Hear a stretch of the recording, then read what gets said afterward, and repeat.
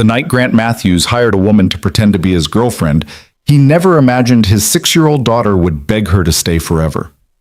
What started as a desperate solution to avoid pitying stares at a corporate gala became the moment that shattered 3 years of carefully constructed walls.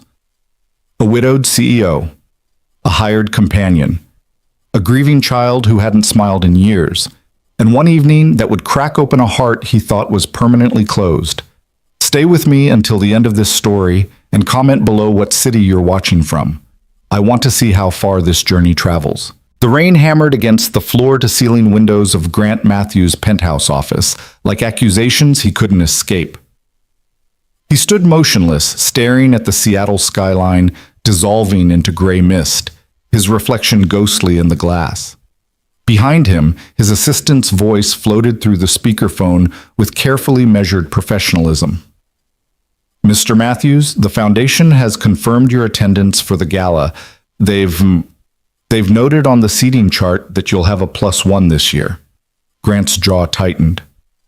I never said I was bringing anyone, Monica. There was a pause, the kind that spoke volumes. Sir, they assumed. It's been 3 years since Mrs. Matthews passed. The board members have been asking questions. Asking questions. The phrase twisted in his gut like a blade. He knew exactly what that meant. Concerned colleagues wondering if he was ready to move on. Whispered conversations at charity events about how tragic it all was. The widow CEO still grieving, still alone, still trapped in amber, while the world spun forward without him. He turned from the window, his face carved from stone. At 38, Grant Matthews looked like a man who'd aged a decade in 3 years. The sharp angles of his face had hardened, his dark hair showed premature silver at the temples, and his gray eyes, once warm with laughter, now held a distance that kept the world at arm's length. Thank you, Monica. That'll be all. He ended the call before she could respond, then sank into his leather chair, running both hands through his hair. The Westbrook Foundation Gala, the same event where he'd last appeared with Catherine, her hand warm in his, her laugh lighting up every conversation. She'd worn emerald green that night, and when they danced, she'd whispered in his ear, "These people bore me to tears, but you make it bearable." 4 months later, she was gone. An aneurysm. No warning. No goodbye. Just there one morning making pancakes for Harper, gone by afternoon. Grant's eyes burned, but no tears came. They'd stopped coming somewhere in year 2. His phone buzzed, a text from Mrs. Walsh, Harper's nanny, Harper asking when you'll be home. She had a rough day at school, his chest constricted. Harper, his 6-year-old daughter who'd watched her mother disappear and had been trying to understand it ever since. Who still set out 3 plates at breakfast sometimes, forgetting. Who asked questions Grant couldn't answer. Where did Mommy go? When is she coming back? Did I do something wrong? He texted back, on my way, 20 minutes. But as he gathered his things, his mind circled back to the gala. The empty chair beside him, the sympathetic glances, the well-meaning questions. Are you seeing anyone? You know, it might be time. As if grief had an expiration date, as if love could be scheduled like a business meeting. The thought that formed next was desperate, perhaps even insane, but desperation had a way of making the impossible seem reasonable. 2 days later, Grant sat in his home study, laptop open, feeling like a man who'd crossed some invisible line into absurdity. The website glowed on his screen. Elite companions, professional event services. He'd found it through a discreet recommendation from Marcus Webb, his chief operations officer, during a rare moment of honesty over whiskey. Look, I'm not saying you need to date, Marcus had said carefully, but if you just need someone to stand beside you for one night, to make the vultures stop circling, there are professional services, legitimate ones. They're not what you think. And now here Grant was, scrolling through profiles of women who offered sophisticated companionship for corporate events, galas, and business functions. It felt wrong. It felt deceptive. It felt like exactly what he needed to survive one more gala without drowning in pity. He clicked on a profile almost at random. Elena Brooks, 32. Background in psychology and event management. Specializes in corporate functions and charity galas. Discreet, professional, adaptable. The photo showed a woman with warm hazel eyes, auburn hair pulled back elegantly, and a smile that looked genuine rather than performative. Something about her expression suggested intelligence and kindness in equal measure. Before he could second-guess himself, Grant clicked Request Consultation. The response came within 3 hours. A brief, professionally worded email suggesting a preliminary meeting at a neutral location, a coffee shop in downtown Seattle, to discuss expectations and ensure compatibility. No commitment required. Grant almost backed out 4 times before the meeting. This was insane. He was a respected CEO, a father, a man who'd built a tech empire from nothing. And he was hiring a stranger to pretend to be his girlfriend for one evening.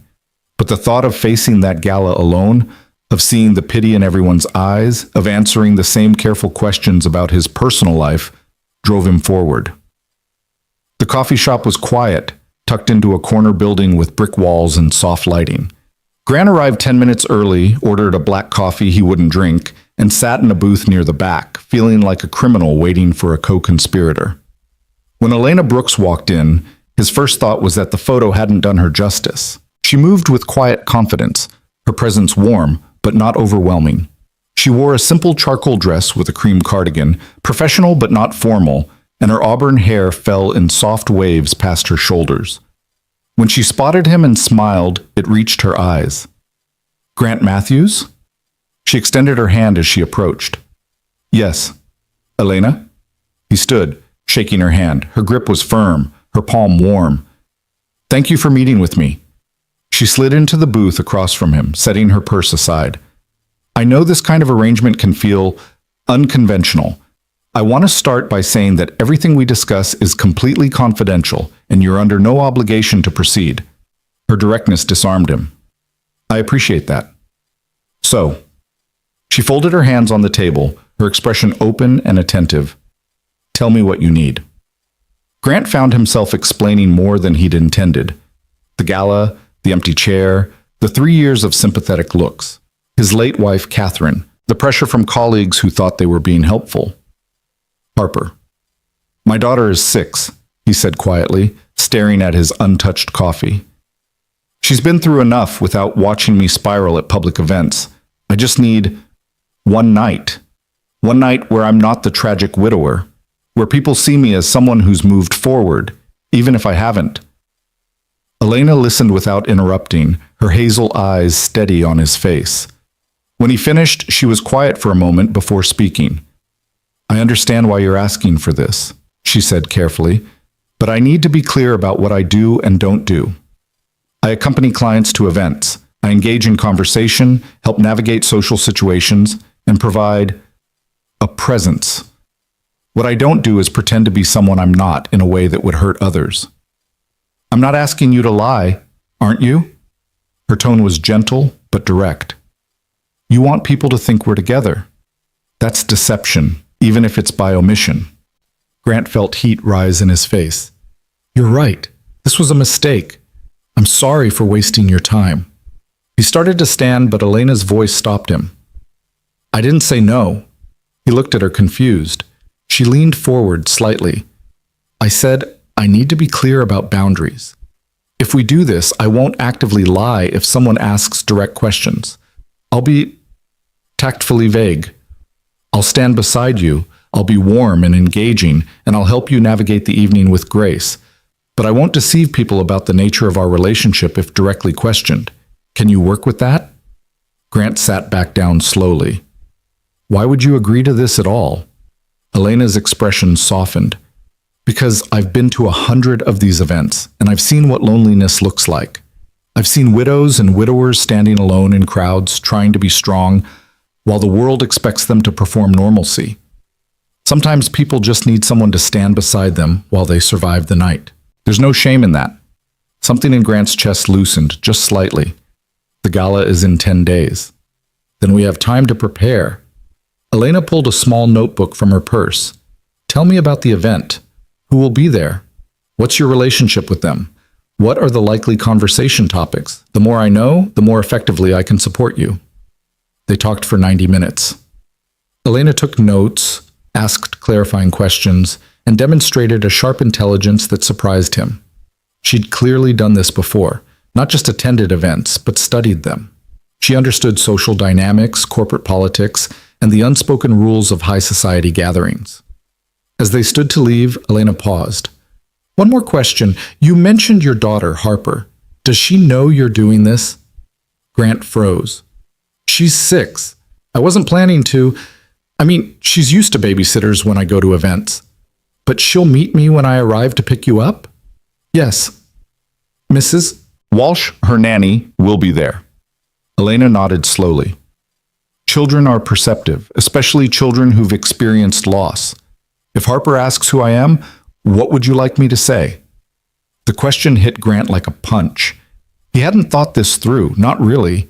In his desperation to survive the gala, he'd forgotten that Harper would see Elena, would ask questions, would wonder why Daddy was bringing a strange woman to an event. He faltered. I don't know. Elena's expression was kind but serious. Figure it out before the gala. Children deserve honesty, even when the truth is complicated. I won't lie to your daughter, Grant. That's a boundary I won't cross. The next 8 days passed in a blur of preparation and mounting anxiety. Grant briefed Elena via email on the key attendees, board members, major donors, industry colleagues. She responded with thoughtful questions that showed she was taking this seriously, but it was Elena's final email that stayed with him. I've been thinking about Harper. Children who've lost a parent often worry about losing the other one. When you leave for the gala, she might feel anxious. Consider letting Mrs. Walsh reassure her that you'll be home by a specific time and follow through on that promise. Consistency helps build security. Grant stared at the email for a long time. This woman, this stranger he'd hired, had thought more deeply about Harper's emotional needs than some of his own family members had in 3 years. He typed back, "Thank you. I'll do that." Elena's response came minutes later. "You're a good father, Grant. Don't forget that." Something warm and unfamiliar stirred in his chest. He closed his laptop quickly, as if afraid to examine the feeling too closely. But the night of the gala arrived with unseasonable warmth. Grant stood in his bedroom, adjusting his bow tie for the 4th time, his hands unsteady. Through the window, he could see the city lights beginning to glow as dusk settled over Seattle. Downstairs, he heard Harper's bright voice talking to Mrs. Walsh. His daughter was having a good day. She'd painted a picture at school that now hung on the refrigerator, and she'd asked fewer questions about Catherine than usual. Good days were precious. Grant tried not to think about how the bad days still outnumbered them. The doorbell rang at exactly 7 o'clock. Grant descended the stairs slowly, his heart hammering.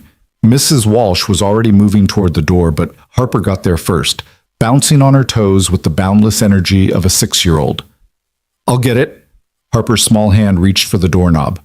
"Harper, wait," Grant called, but she'd already pulled the door open. And there was Elena. She wore a midnight blue gown that was elegant without being ostentatious. Her auburn hair swept up in a soft updo, her makeup subtle and natural. But what struck Grant wasn't her appearance. It was the way she immediately noticed Harper. Elena's eyes went straight to the little girl, and her entire demeanor shifted. She didn't ignore Harper to greet the adult. She didn't speak over her head to Grant. Instead, she knelt down, actually knelt, in her evening gown, so she was at Harper's eye level. "Hello," Elena said softly, her smile warm and genuine. "You must be Harper." Harper's eyes widened. She glanced back at her father, suddenly shy. "It's okay, sweetheart," Grant managed, his throat tight. Elena waited patiently, not pushing. "My name is Elena. Your dad and I are going to a party tonight. Is that okay with you?" Harper considered this seriously. "What kind of party?" "A fancy one, the kind where adults stand around and talk about boring things." Elena's eyes twinkled. "Honestly, I wish I could stay here and play with you instead. That would be much more fun." A small smile tugged at Harper's lips. "We have cookies. Mrs. Walsh made them." "Lucky you." Elena's expression was genuinely envious. "I bet they're delicious." "You could have one," Harper offered shyly. Grant watched, stunned, as his daughter, who'd barely spoken to strangers since Catherine's death, invited this woman she'd known for 30 seconds to have a cookie. Elena glanced up at Grant, and he saw the question in her eyes. "Is this okay?" He nodded, not trusting his voice. "I would love a cookie," Elena said to Harper, "but only if you pick it out for me. You'll know which one is the best." Harper's smile widened. She grabbed Elena's hand, just reached out and took it, as naturally as breathing, and tugged her toward the kitchen. "The chocolate ones are really good, but the ones with sprinkles are prettier." Mrs. Walsh caught Grant's eye as Elena and Harper passed.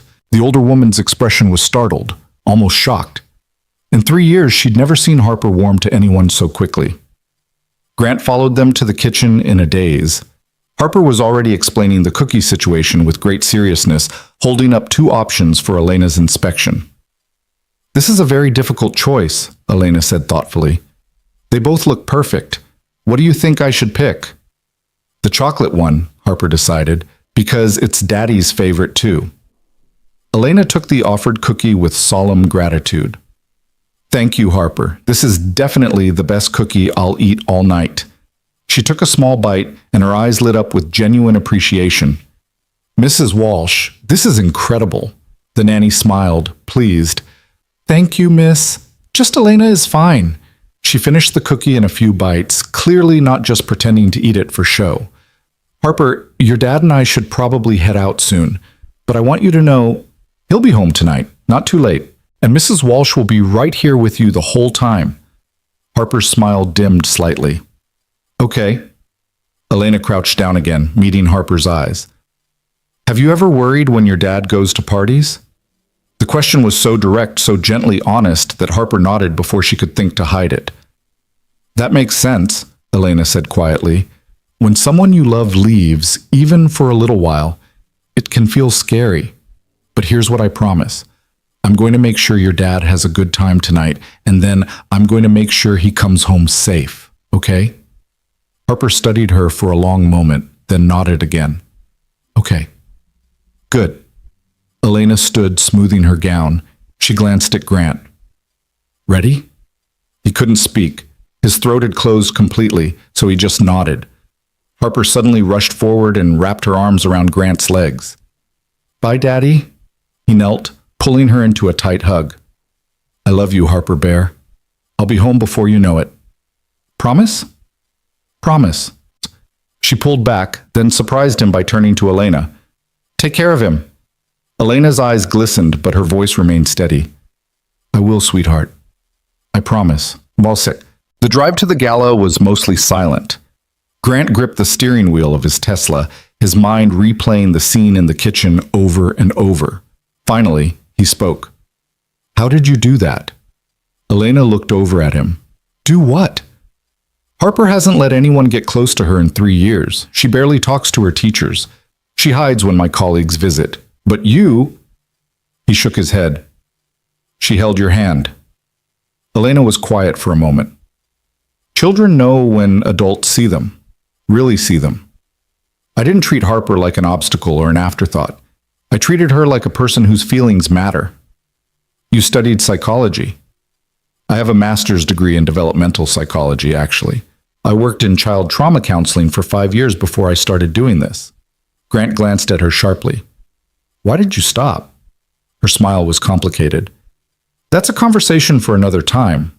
For now, let's focus on getting you through tonight." They pulled up to the Fairmont Olympic Hotel, where valets waited to take the car. The hotel's grand facade glowed with warm lighting, and well-dressed guests climbed the wide steps to the entrance. Grant's stomach churned. Elena must have sensed his tension because she reached over and briefly squeezed his hand. "We've got this. Just remember, we're not lying. We're just strategically vague, and I'm right beside you." Her hand was warm, her grip reassuring. Grant found himself holding on a moment longer than necessary before letting go. They exited the car. Grant came around to offer Elena his arm, and she took it with natural grace. Together, they climbed the steps and entered a world Grant had been dreading for weeks. The ballroom was exactly as he remembered. Soaring ceilings draped in ivory fabric, crystal chandeliers casting prismatic light across hundreds of guests in evening wear, string quartet playing Vivaldi in the corner. Waitstaff circulated with champagne and canapes. The air hummed with polite laughter and networking conversations. And there, scattered throughout the crowd, were all the people Grant had been avoiding, colleagues who'd watched him stumble through grief, board members who'd questioned his focus, friends who'd tried to help and been gently pushed away. "Breathe," Elena murmured beside him. He did, drawing in a slow breath. Then they stepped into the crowd. The first test came within minutes. Richard Thornton, one of the foundation's primary donors and a man who'd known Catherine well, approached with his wife Eleanor. "Grant!" Richard's handshake was firm, his smile warm, but his eyes assessing. "Good to see you. And this is Elena Brooks," Grant said, his voice steadier than he felt. Elena, Richard, and Eleanor Thornton, major supporters of the foundation. Elena's smile was perfect, warm, confident, appropriate. "It's lovely to meet you both. Grant's told me wonderful things about the foundation's work." "Has he?" Eleanor's gaze was sharp with curiosity. "How long have you two known each other?" The question hung in the air, direct, unavoidable. Elena didn't miss a beat. "We met recently, actually. Grant's been kind enough to introduce me to this world. It's quite impressive." It was truthful, without being revealing. Grant felt a flash of admiration. Richard nodded, but his eyes held questions. "Well, it's good to see you here with someone, Grant. Catherine would have wanted you to be happy." The mention of Catherine's name hit Grant like a physical blow, but Elena's hand tightened slightly on his arm, a wordless reminder that she was there. "Thank you, Richard," Grant managed. They moved on, and Grant exhaled slowly. "You okay?" Elena asked quietly. "Getting there." The evening progressed. Elena was remarkable, engaging without being forward, intelligent without being pretentious, warm without being overfamiliar. She asked questions, listened attentively, and somehow made every conversation feel natural. People responded to her genuinely, drawn in by her authenticity.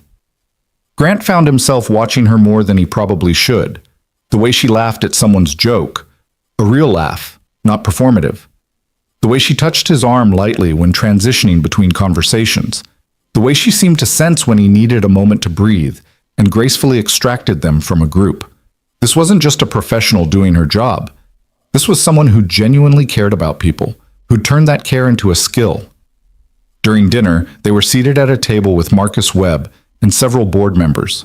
The conversation ranged from foundation initiatives to industry trends to political debates. Elena held her own, contributing thoughtfully without dominating. "You work in psychology?" asked Margaret Chen, the foundation's vice president, after Elena had made an insightful comment about educational programs. "I did, yes. Child developmental psychology, specifically. Fascinating. What drew you to that field?" Elena's smile held shadows. "I wanted to help children who'd experienced trauma find their way back to trust and joy. It's heartbreaking work, but it can also be transformative." "Why did you leave?" Margaret pressed, curiosity genuine. "Sometimes healers need healing too," Elena said quietly. "I reached a point where I needed to step back and find a different way to help people." The answer was honest and vulnerable in a way that shifted the entire table's energy.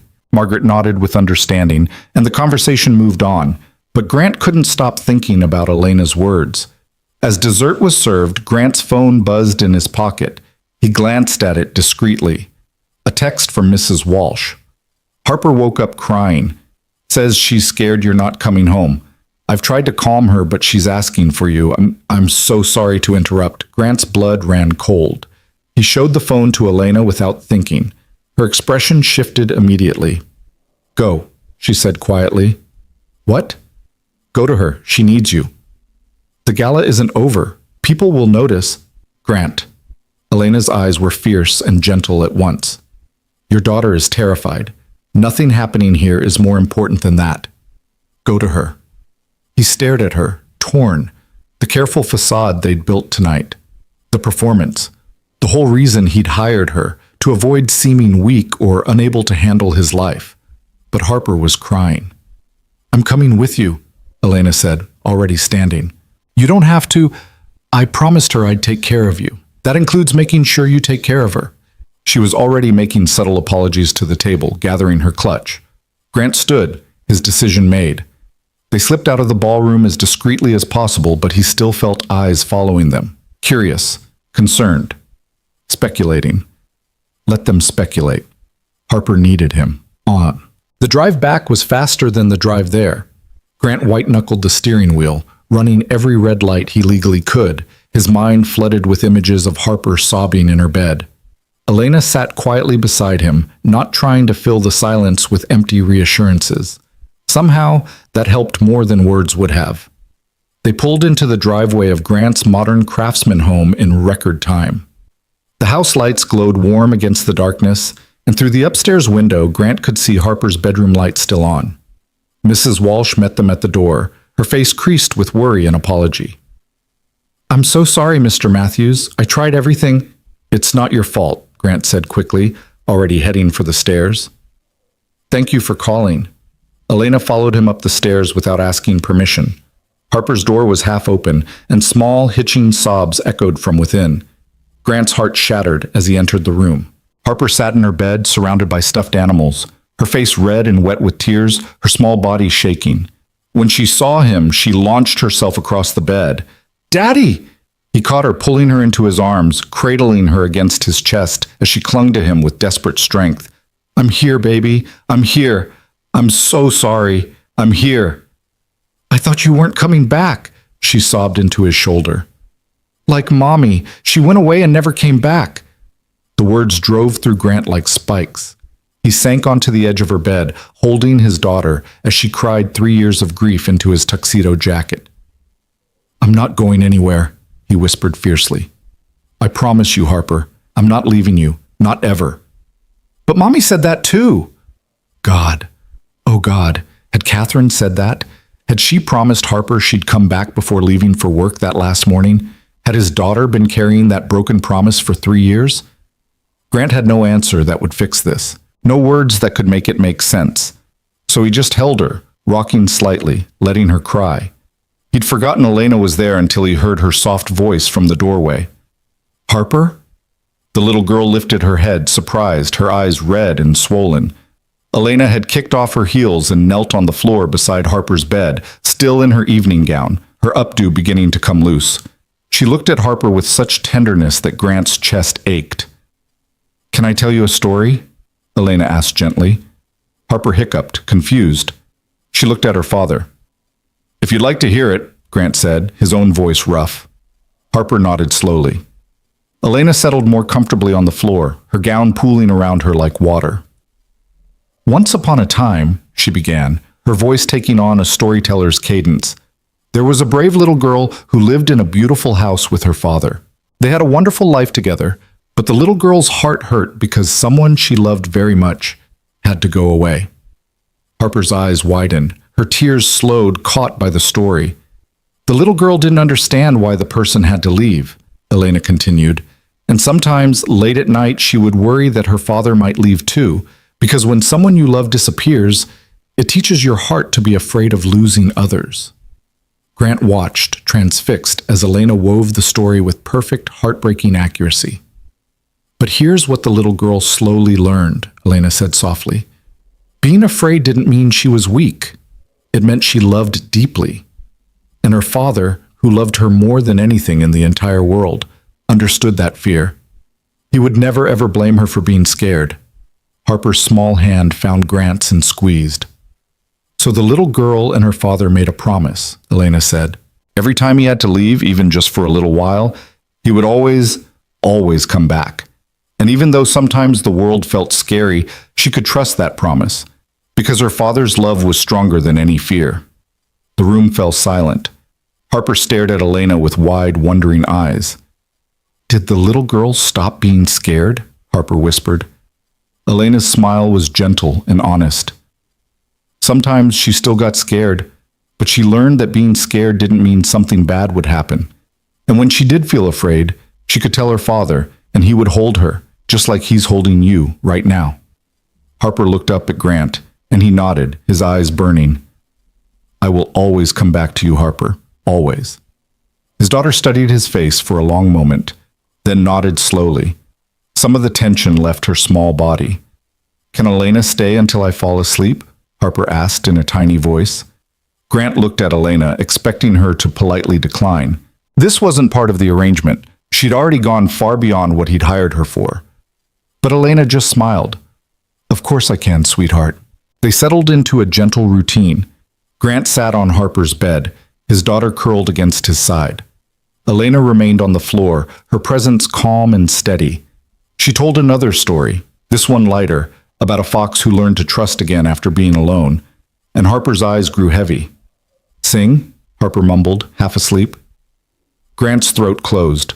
Catherine used to sing Harper to sleep, a lullaby her own mother had sung to her. Grant had tried once, after the funeral, and broken down in the middle. He hadn't attempted it since. Harper, I can't. I know one, Elena offered quietly. If that's okay? Harper nodded against Grant's chest. Elena's voice, when she sang, was soft and pure, not professionally trained, but true. She sang Blackbird by the Beatles, the lyrics about broken wings and learning to fly taking on new meaning in Harper's dim bedroom. By the song's end, Harper was asleep, her breathing deep and even. Grant carefully extracted himself from his daughter's grip, laying her back against her pillows and pulling the covers up to her chin. He kissed her forehead, his heart still thundering with residual panic. When he turned, Elena was standing, smoothing down her rumpled gown. She'd aged somehow in the soft lamplight, or perhaps she'd just let her guard down, revealing the weariness beneath the professional polish. They left Harper's room together, moving quietly down the hallway. In the dimness, Grant could see that Mrs. Walsh had left a note on the kitchen counter. Gone home. Call if you need anything, and had made tea before departing. Elena found the tea, poured 2 cups without asking, and carried them to the kitchen island. They sat on adjacent stools in the quiet house, the city lights visible through the windows, the gala forgotten. I'm sorry, Grant said finally.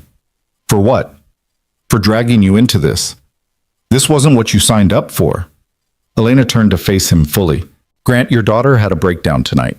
You responded immediately, put her needs first, and held her through her pain. There's nothing to apologize for. I hired you to attend a gala with me, not to counsel my terrified child, not to sit on her bedroom floor telling stories, not to... His voice cracked. You didn't sign up for this disaster.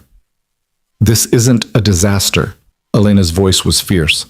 This is a father loving his daughter through her grief. This is what healing looks like, messy and painful and real. Grant shook his head, staring into his tea. I can't do this. I thought I could, but I can't. 3 years, and it's not getting better. She's not getting better. I'm failing her. No. Elena's hand covered his on the counter. Warm, steady, real. You're not failing her. You're showing up. Every single day, you're showing up. Do you know how rare that is? It's not enough. It's everything. Elena's eyes held his, refusing to let him look away.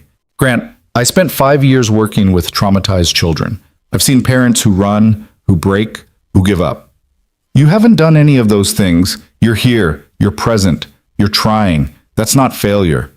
That's the hardest kind of love there is. Something in Grant's chest cracked open, a fissure in the wall he'd built around his grief. I'm so tired, he whispered. I'm so tired of being strong, of pretending I have it together, of waking up every day and putting on the armor and being the CEO and the father and the man who's moved on. I haven't moved on. I'm drowning, and I can't let Harper see it because she needs me to be okay, and I don't know how much longer I can... His voice broke completely, and the tears he'd held back for 2 years finally came. Elena didn't look away. She didn't offer empty platitudes. She just moved closer, her hand still covering his, her presence steady as a lighthouse. You don't have to be strong every second, she said quietly. Not with me. Not right now. So Grant stopped trying. For the first time in 3 years, he let himself break in front of another human being. He cried for Catherine, for the life they'd planned, for Harper's stolen childhood, for his own crushing loneliness, for every moment he'd had to pretend to be fine when he was shattering. Elena stayed. She didn't try to fix him or stop the tears or make it comfortable. She just stayed, a quiet, steadfast presence in the wreckage.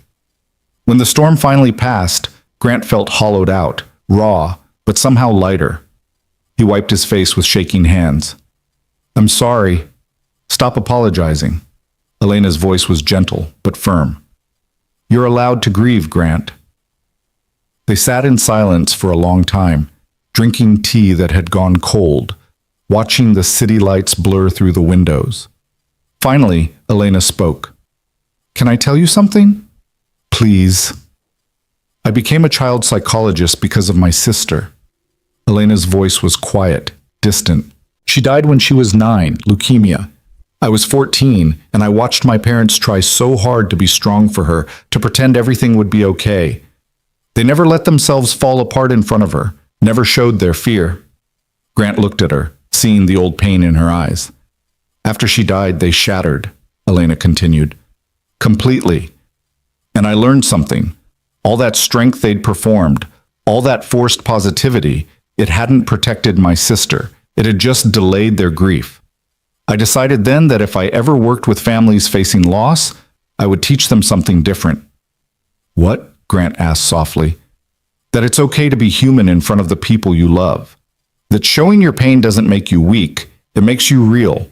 And children especially need to see that grief is normal, that it's okay to hurt. Otherwise, they learn to hide their pain too, and it festers. Grant thought about Harper, about how carefully he'd tried to shield her from his grief, and wondered if he'd been teaching her the wrong lesson all along. I don't know how to do this differently, he admitted. You're already doing it differently, Elena said. You came home tonight. You held your daughter. You let her see that you care more about her than any gala or professional image. That's real. That matters. Grant found himself studying Elena in the dim kitchen light, this woman who'd started the evening as a hired companion and ended it as something he couldn't quite name, something more. Why did you really leave child psychology? He asked. Elena's smile was sad. Because I gave everything I had to other people's pain, and I didn't leave anything for my own healing. I burned out, badly. I had to step back and find a different way to help. And is this it? Being a professional companion? It's part of it. I meet people at vulnerable moments, people who are lonely, grieving, or just trying to survive a difficult evening. Sometimes I'm just a pleasant presence for a few hours. Sometimes, she glanced toward the stairs where Harper slept. Sometimes it's more than that. Grant set down his cup. You went far beyond what I hired you for tonight. I know. I should pay you more. I don't want more money, Grant. Elena's eyes met his. I want to know that Harper's okay, that you're okay. The words hung in the air between them, shifting something fundamental in the space. I don't know if we are, Grant said honestly. But tonight helped. More than you know. Elena stood, gathering her clutch. I should go. It's late, and you should get some rest. Grant walked her to the door, suddenly reluctant to see her leave. At the threshold, Elena paused. Grant, yes?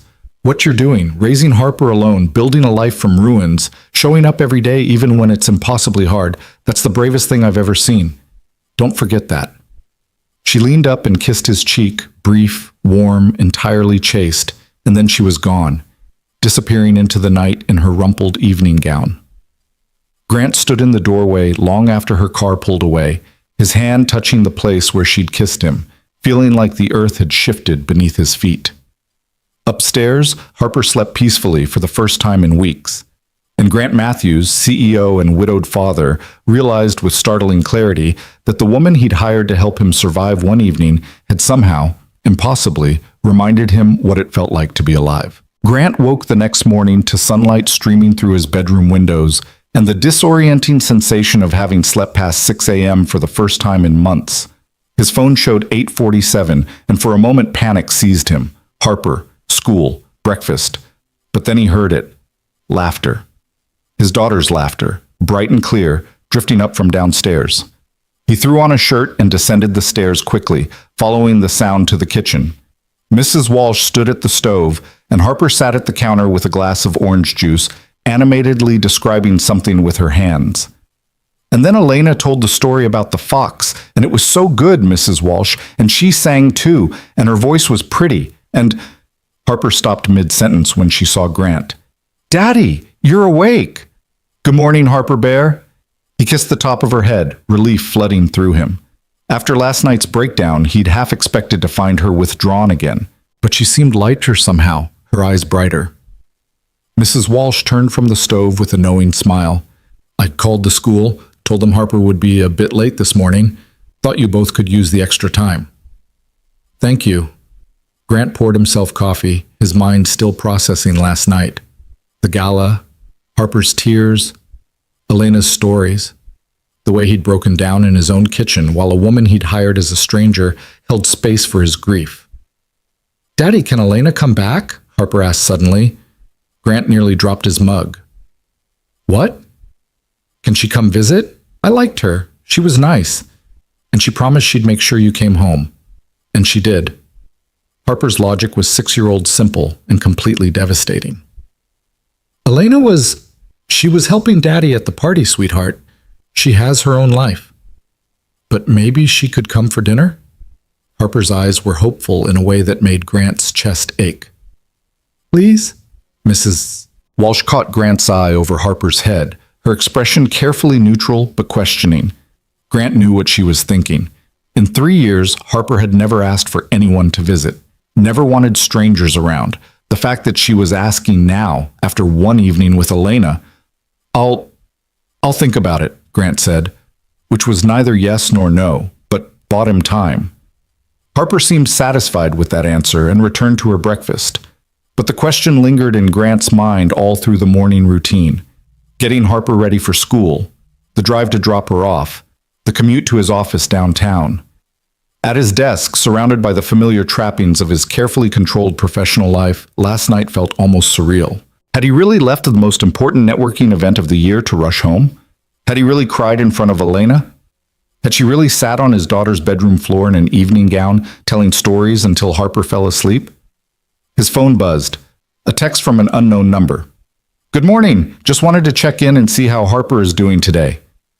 Elena Grant stared at the message for a long moment. She'd gotten his number from the original consultation forms, he realized. But the fact that she was checking in, that she cared enough to ask. He typed back. She's doing well, better than I expected. Thank you for last night, for everything. The response came quickly. I'm glad she's okay, and you're welcome. Take care of yourself too. There was a pause, then another message. If you ever need to talk about Harper or anything else, I'm here. No charge. Just human to human. Something warm unfurled in Grant's chest. He started to type a response 3 times and deleted it each time. Finally, he settled on, I appreciate that more than you know.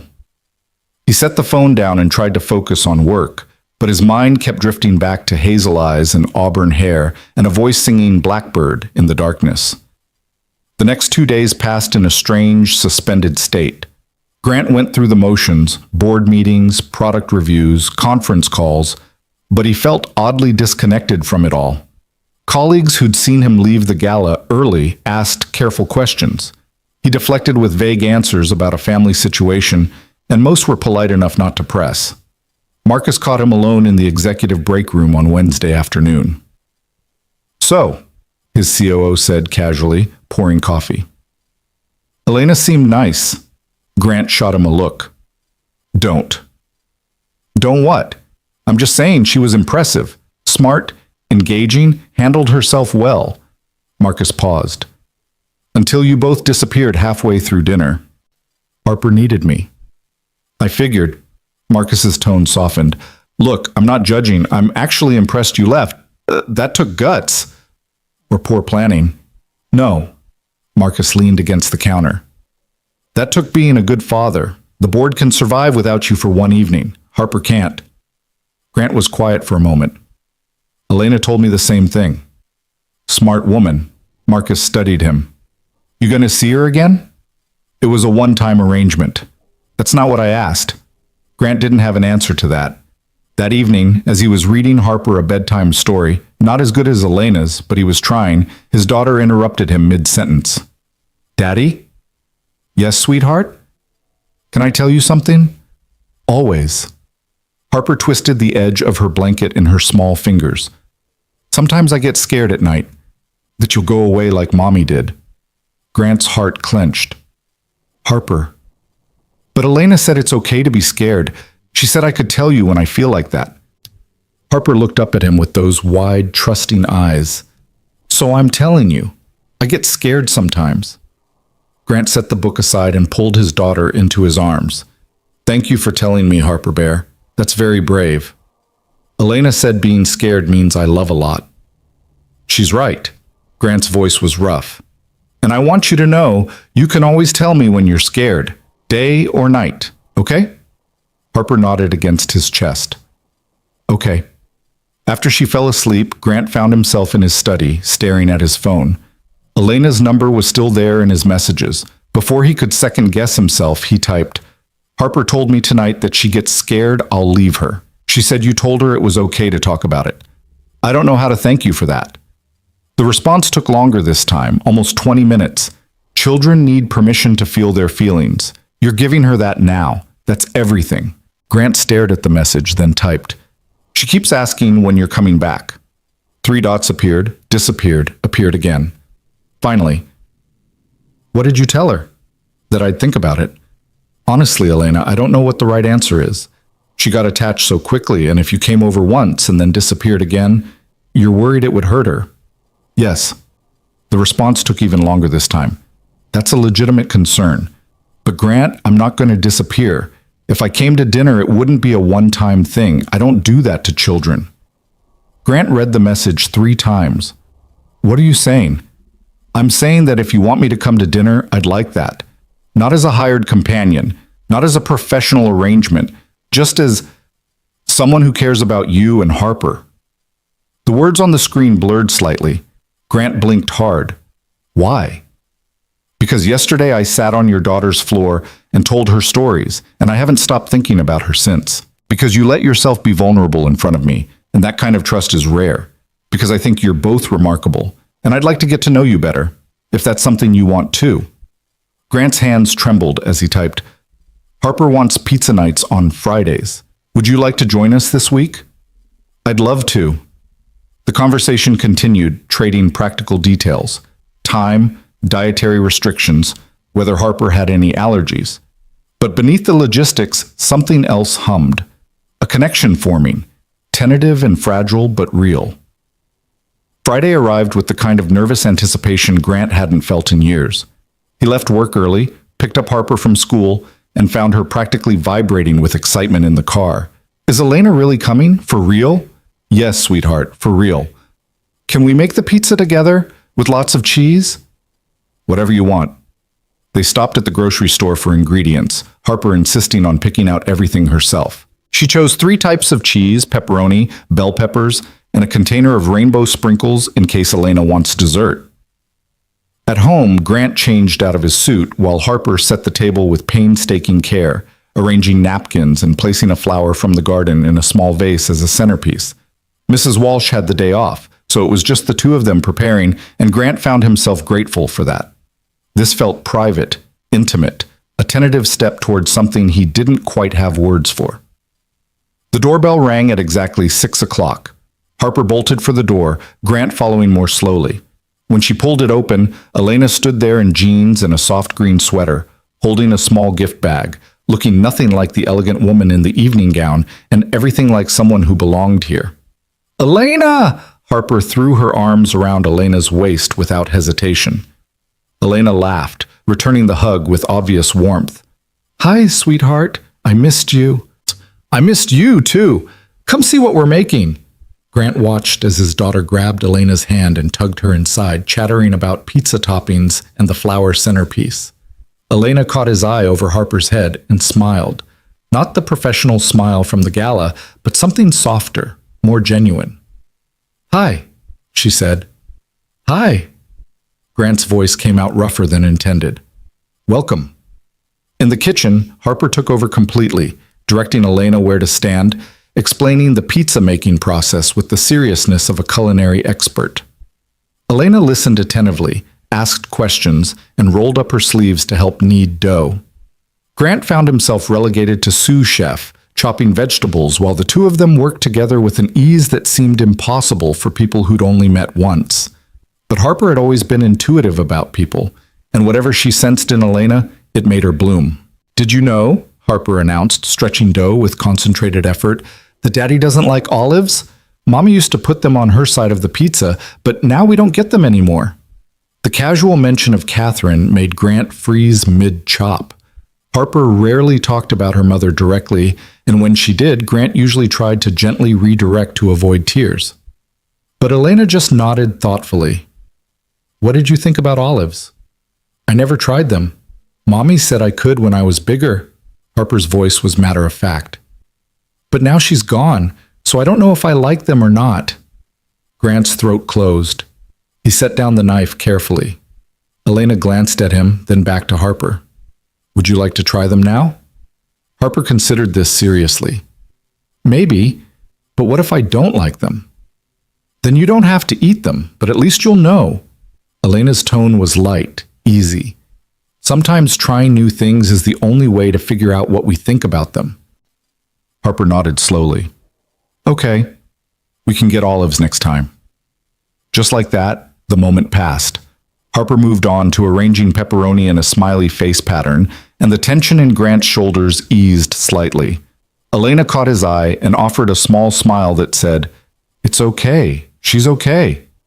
They assembled the pizzas together, one with everything, one plain cheese for Harper's more cautious tastes. As they slid them into the oven, Harper announced she needed to show Elena her room. "If that's okay?" Elena looked to Grant. "Of course."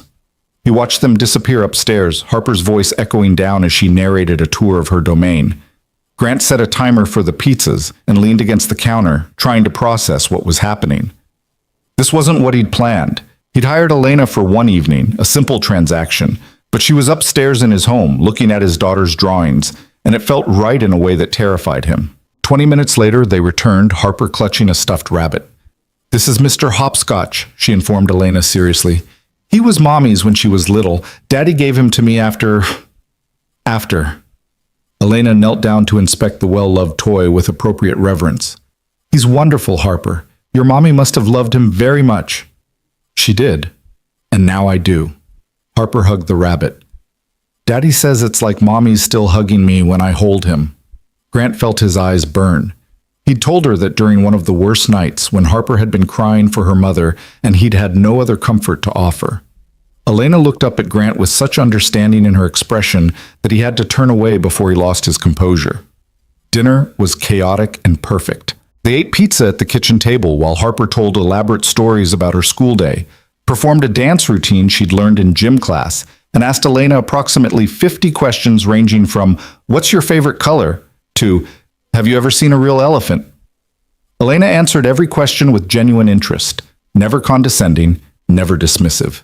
She laughed at Harper's jokes, admired her drawings, and somehow made the meal feel like the most natural thing in the world. After dinner, Harper insisted they play the card game she'd learned from Mrs. Walsh.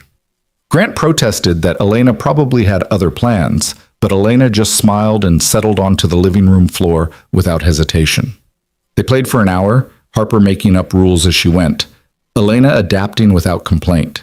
At one point, Grant caught himself just watching them, the way Elena's eyes crinkled when she laughed, the way Harper leaned into her naturally, the way this stranger had become less strange with every passing moment.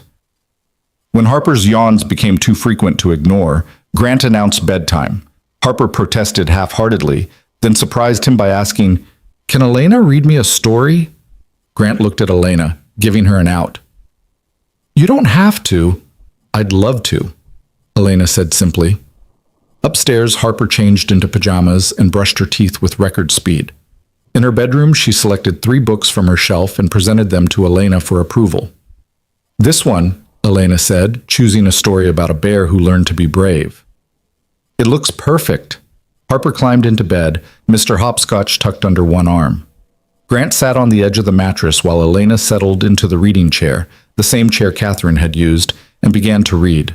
Her voice was warm and expressive, bringing the characters to life without overdoing it. Harper's eyes grew heavy, but she fought sleep, clearly not wanting the evening to end. When the story finished, Elena set the book aside. "Good night, sweetheart." "Will you come back?" Harper asked, her voice small and vulnerable in the dim room. Elena glanced at Grant, a question in her eyes. He nodded slightly. If your dad says it's okay, I'd like to come back very much. Daddy! Harper looked at him with pleading eyes. Grant smoothed her hair back from her forehead. Elena can come back, Harper Bear. Promise? Promise.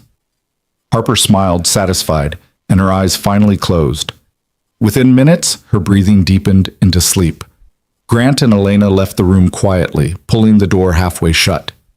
In the hallway, under the soft glow of the nightlight, they stood close enough that Grant could smell Elena's perfume, something subtle and warm. Thank you, he whispered. Again. You keep thanking me. You don't have to. I do, though. You didn't have to come tonight. You didn't have to spend your Friday evening playing made-up card games and reading bedtime stories. Elena turned to face him fully. Grant, I wanted to be here. Don't you understand that? He searched her face, looking for signs of obligation or pity, but all he saw was sincerity. Downstairs, they gravitated to the back porch, a space Grant had barely used since Catherine died. The night air was cool but not cold, carrying the scent of the garden and distant salt water from the sound. They sat in the outdoor chairs, a respectful distance apart, watching moths flutter around the porch light. She's remarkable, Elena said quietly. Harper. She's been through so much, but there's still so much light in her. Catherine's light, Grant said. Harper got her mother's joy. I got her seriousness, her tendency to overthink everything. She got your capacity for deep love. That matters more than you know. Grant was quiet for a long moment. Can I ask you something? Anything. Why are you doing this? And please don't say it's because you care. I need to understand why you'd want to get involved in this mess in my life. Elena drew her knees up to her chest, wrapping her arms around them. Remember how I told you my sister died when I was 14? Yes. After she died, my parents fell apart. Completely. They stopped seeing me. They stopped seeing each other. They were so consumed by their grief that they forgot they still had a living daughter who needed them. Elena's voice was steady, but held old pain. I spent years being invisible, trying to be perfect, trying to earn back their attention. It nearly destroyed me. Grant's chest tightened. Elena, I'm not telling you this for sympathy. I'm telling you because when I see you with Harper, I see something I never had. A parent who's still showing up, who's holding his child through grief instead of retreating from it. And I think maybe I needed to see that, to know it's possible. You're giving me too much credit. I'm barely holding it together. You're holding your daughter. That's what matters. Elena turned to look at him, her eyes reflecting the porch light. And maybe selfishly, I'm here because being around you and Harper makes me believe in things I'd stopped believing in, like family, like healing, like the possibility that broken things can still be beautiful. The words hung in the air between them, heavy with meaning. Grant felt something shift in his chest, the wall he'd built around his heart developing new cracks. I'm terrified, he admitted quietly. Of this, of you being here, of Harper getting attached, of me getting attached. Because the last time I let myself care about someone, the last time I thought the future was certain, his voice broke. She was gone, just gone, and I can't survive that again. I can't put Harper through that again. Elena was quiet for a long moment. When she spoke, her voice was gentle but firm. Grant, I can't promise nothing bad will ever happen. Life doesn't work that way. But I can promise I'm not going to disappear without warning. I'm not going to let Harper get attached and then vanish. And I'm not going to hurt you if I can help it. How can you promise that? Because I know what it's like to be left. I know what abandonment does to a person. I would never knowingly inflict that pain on anyone, especially not on a child who's already lost so much. She paused. But Grant, you can't live in fear of loss forever. At some point, you have to decide if the risk of pain is worth the possibility of joy. Grant stared at the darkened garden. What if I'm not ready for that decision? Then we take it slow. One pizza night at a time. No pressure, no expectations, just being present with each other and seeing where it goes. He looked at her then, really looked at her. This woman who'd started as a hired professional and become something he didn't have words for. Someone who saw his daughter's pain and didn't run from it. Someone who heard his grief and didn't try to fix it. Someone who was offering him the one thing he'd forgotten how to accept. Genuine human connection. One pizza night at a time, he repeated quietly, if that's what you need. What about what you need? Elena's smile was soft and sad. I need to believe that showing up matters, that sitting on bedroom floors and reading stories and just being present for people can make a difference. Working with you and Harper, it reminds me why I got into this work in the first place, to help people heal. You're not our therapist, Elena. No, I'm your friend, if you'll let me be. The word friend felt simultaneously too small and exactly right. Grant nodded slowly. I'd like that. They sat in comfortable silence for a while, the night settling around them. Finally, Elena stood to leave. At the front door, she paused. Same time next Friday? Harper would be devastated if you didn't come. And you? Elena's eyes searched his face. Grant allowed himself a small, genuine smile, the first in longer than he could remember. I'd be disappointed too. Elena's answering smile was radiant. Then I'll see you next Friday. She squeezed his hand briefly, a touch that was becoming familiar, grounding, and then she was gone, her car pulling out of the driveway and disappearing into the Seattle night. Grant stood in the doorway for a long time, feeling the ghost of her hand in his, wondering what exactly he'd just agreed to. But when he climbed the stairs to check on Harper one last time before bed, he found his daughter sleeping peacefully, Mr. Hopscotch clutched in her arms, a slight smile on her face. And Grant realized that whatever this was, friendship, connection, something more, Harper was already better for it. They both were. The following week developed a rhythm that felt both foreign and necessary. Elena texted occasionally, never intrusive, just small check-ins that made Grant feel less alone. How was Harper's spelling test? Or hope your board meeting went well? Or sometimes just a photo of something that had made her smile, offered without commentary. Grant found himself looking forward to those messages more than he wanted to admit. He'd respond, and they'd exchange a few texts. Nothing deep, nothing heavy, just the comfortable back and forth of two people getting to know each other. By Wednesday, Harper was already asking when Elena was coming back. By Thursday, she'd drawn a picture specifically to show her. By Friday afternoon, Grant had to stop himself from checking his watch every 10 minutes. This time when Elena arrived, Harper was waiting at the door, bouncing with barely contained energy. They'd decided on movie night instead of pizza, and Harper had spent an hour that afternoon arranging pillows and blankets in the living room into what she called the ultimate cozy fort. Elena came bearing gifts, microwave popcorn in 3 flavors, hot chocolate mix, and a stuffed turtle for Harper that she'd seen at a shop and thought Harper might like. You didn't have to bring anything, Grant said as Harper squealed with delight over the turtle. I wanted to, Elena replied simply. They made popcorn together, Harper standing on a step stool to watch the bag expand in the microwave with fascinated intensity. Elena made hot chocolate from scratch rather than using the mix, teaching Harper to whisk the cocoa powder into the milk while Grant assembled mugs. In the living room, Harper insisted Elena take the best spot in the blanket fort. They watched an animated movie about a girl who learned to trust her own strength, and halfway through, Harper migrated from her own pile of pillows to curl up against Elena's side as naturally as if she'd done it 100 times. Grant watched them in the flickering light of the television, his heart doing complicated things in his chest. This was dangerous territory. Harper was attaching, and he should probably slow this down, create boundaries, protect his daughter from potential future pain.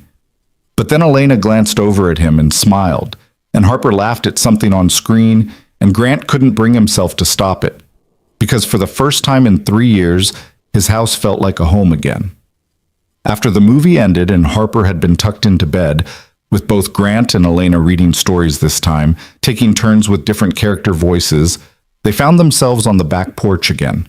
It was becoming their spot, Grant realized. The place where they could talk without little ears listening, where the darkness made honesty easier. This is becoming a habit, Elena said, settling into her chair. A bad one? No, a good one, actually. She looked at him. Is this okay? Me being here? I don't want to overstep. Grant considered the question seriously. It's terrifying, but it's also good. Harper's happier than she's been in years, and He trailed off, unsure how to finish. You? Elena prompted gently. I forgot what it was like to have someone to talk to. Someone who isn't my therapist or my colleague, or someone who knew Catherine and looks at me with pity. He met her eyes. You see me as I am now, not as who I was. Does that make sense? Perfect sense. Elena was quiet for a moment. Can I tell you something I've been thinking about? Please. I think you're afraid that if you let yourself be happy again, it means you didn't love Catherine enough. Like being happy would be a betrayal of her memory. The words hit Grant like a physical blow because they were so precisely, devastatingly accurate. Am I wrong? Elena asked softly. No, Grant managed. You're exactly right. How did you know? Because I've seen it 100 times in my work. Grief comes with so much guilt. Guilt for surviving. Guilt for eventually laughing again. Guilt for moving forward when the person we loved can't. She leaned forward. But Grant, Catherine wouldn't want you frozen in grief forever. She wouldn't want Harper growing up in a house full of sadness. Would she? Grant's eyes burned. No, she'd be furious with me for wallowing. She always said I had a tendency toward melodrama. Elena smiled. She sounds like she was wonderful. She was. And for the first time in 3 years, talking about Catherine didn't feel like swallowing broken glass. She was brilliant and funny, and she never let me take myself too seriously. She would have liked you, I think. I would have liked to know her. They sat in silence, the words settling between them like a benediction. Grant felt something loosen in his chest. Permission, maybe, to begin imagining a future that included both honoring Catherine's memory and allowing new people into his life. Elena? He said quietly. Yes? Thank you for being patient with me, with us. I know we're complicated. Everyone's complicated, Grant. That's what makes us human. She stood, preparing to leave. Same time next week? Actually, Grant found himself saying, Harper has a school art show on Tuesday evening. It's just in the gym, nothing fancy, but she's been working on a project and she's really proud of it. Would you? He hesitated. Would you want to come? Elena's face lit up. I'd love to. And just like that, Elena Brooks moved from Friday night visitor to someone woven into the fabric of their weekly life. Someone who mattered. Someone they both wanted around. As Grant watched her car disappear once more into the night, he realized he'd crossed a threshold without quite meaning to. He'd stopped thinking of Elena as someone outside their life and started thinking of her as part of it. And the truly terrifying part was that it didn't feel wrong. It felt like coming home. Tuesday evening arrived with Harper in a state of controlled chaos, changing her outfit 3 times before settling on her favorite purple dress with the sparkly collar. She'd been talking about the art show nonstop since the weekend, alternating between excited chatter about her project and sudden anxiety that no one would like it. What if it's not as good as the other kids' work? She asked for the 5th time as Grant helped her into the car. Then it's still yours, and that makes it special, he said, repeating the same reassurance he'd given 4 times before. But what if... Harper. Grant crouched down to her level in the driveway, taking her small hands in his. Your art is beautiful because it came from your heart. That's all that matters. Elena and I are going to be so proud of you no matter what. The mention of Elena's name worked like magic. Harper's face brightened. She's really coming? She promised, didn't she? Harper nodded, some of the tension leaving her small shoulders. Grant stood, buckling her into her car seat, wondering when exactly his daughter had started finding comfort in Elena's presence the way she once found it in Catherine's. The thought should have scared him, and part of him was terrified, but mostly he was grateful that Harper had someone else to trust. They arrived at the elementary school 20 minutes early, the parking lot already half full with families. The gym had been transformed with student artwork covering every available wall space, bright construction paper and tempera paint creating a riot of color. Parents milled around with cameras and proud smiles while children darted between displays, showing off their creations. Harper grabbed Grant's hand tightly as they entered, suddenly shy in the crowd. He helped her find her project, a mixed media piece titled My Family, that showed two figures under a sun made of yellow tissue paper. One figure was tall with dark hair, clearly meant to be Grant. The other was small with pigtails, obviously Harper herself. Between them, she'd glued a photograph, one of the few pictures Grant had displayed in the house, showing Catherine laughing at the camera. "I wanted to show that Mommy's still part of our family," Harper explained quietly, "even though she's not here anymore. Is that okay?" Grant's throat closed completely. He knelt beside his daughter, not trusting himself to speak for a moment. When he finally found his voice, it came out rough and thick. "It's more than okay, sweetheart. It's perfect. You're not sad? I'm sad that Mommy isn't here to see this, but I'm so proud of you for remembering her, for keeping her in our family." He pulled Harper into a hug, pressing his face against her hair. "You did something really brave, Harper Bear." A familiar voice spoke from behind them. "She certainly did." Grant turned to find Elena standing there in a simple navy dress, holding a small bouquet of daisies. She'd clearly come straight from somewhere else, and the fact that she'd made the effort to be here made something warm bloom in Grant's chest. "Elena!"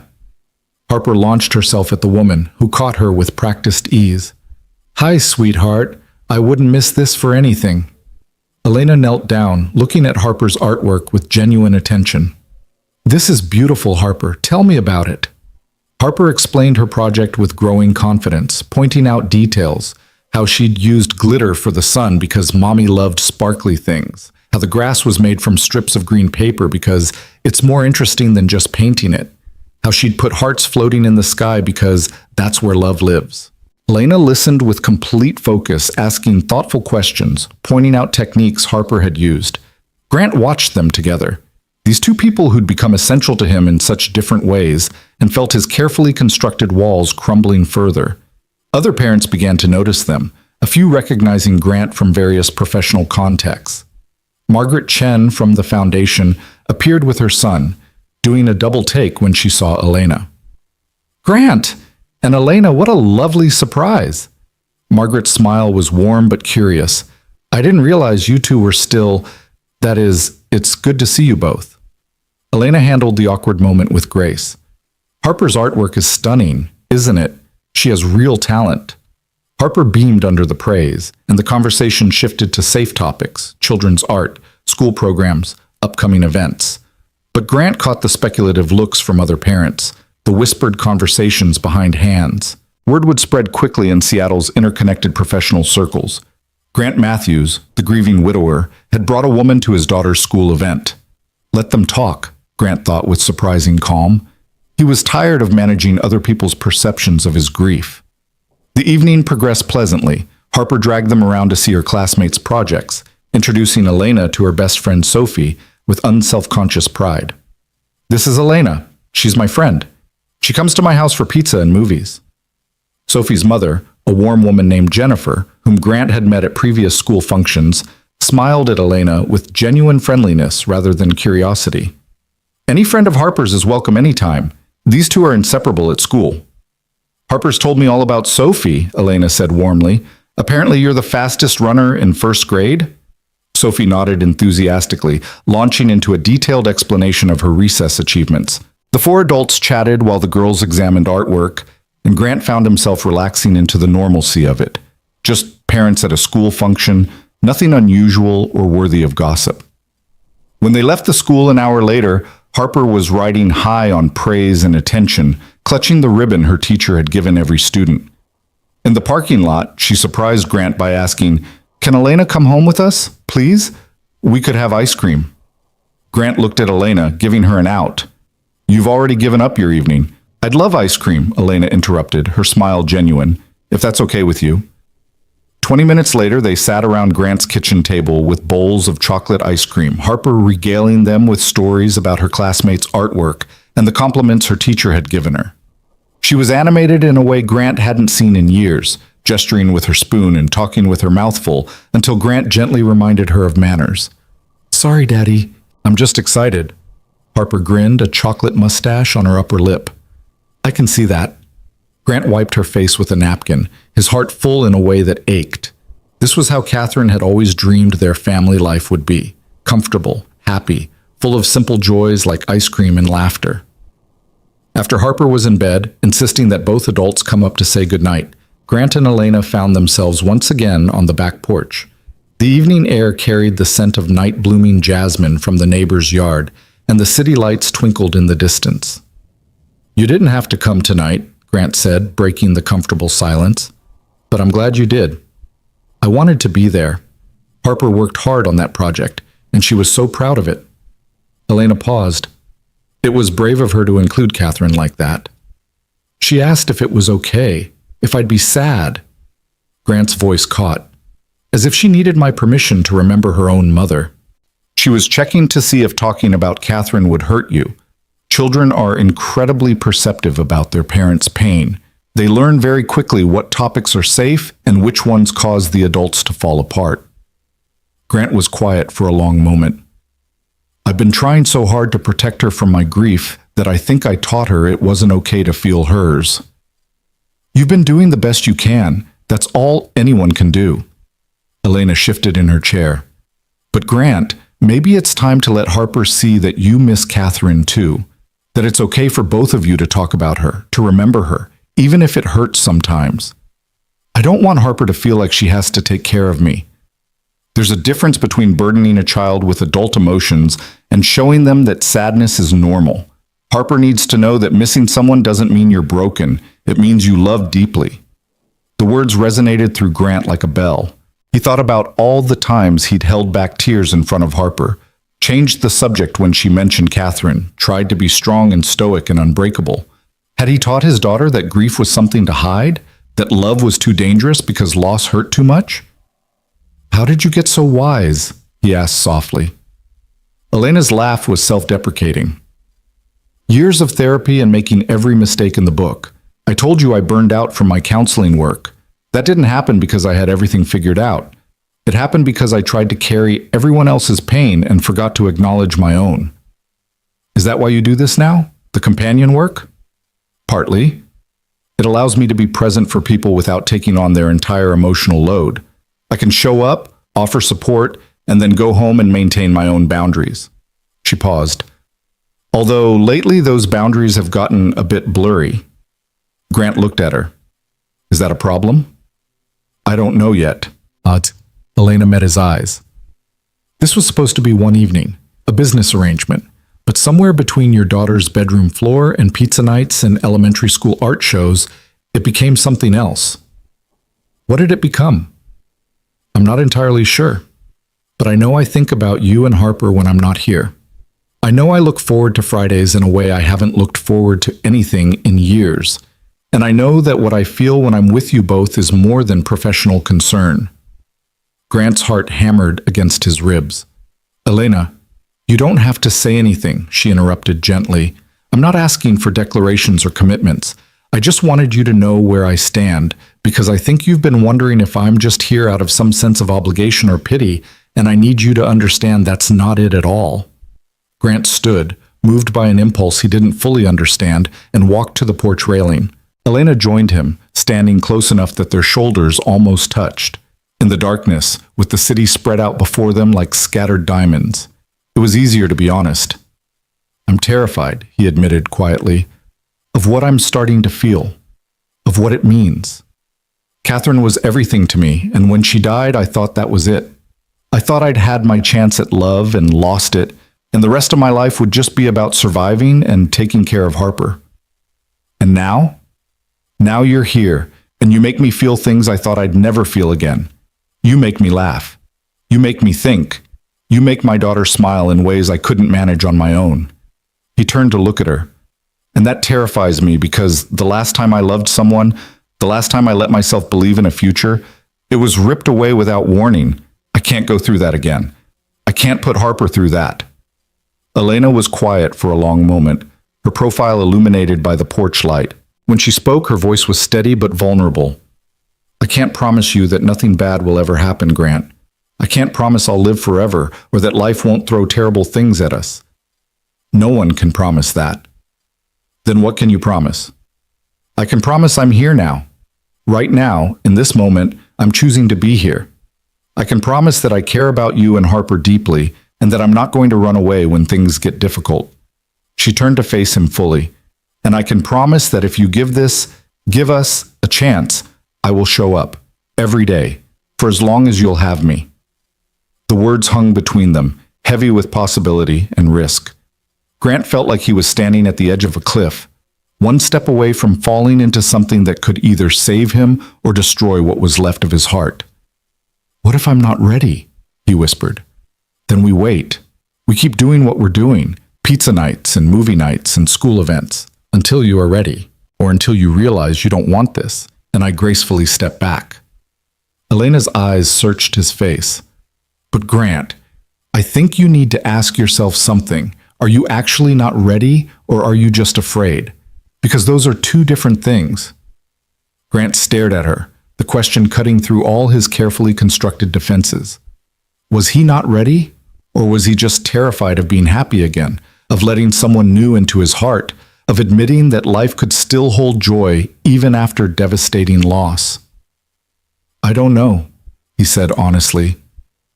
"I don't know how to tell the difference anymore." Elena reached out and took his hand, her fingers warm against his.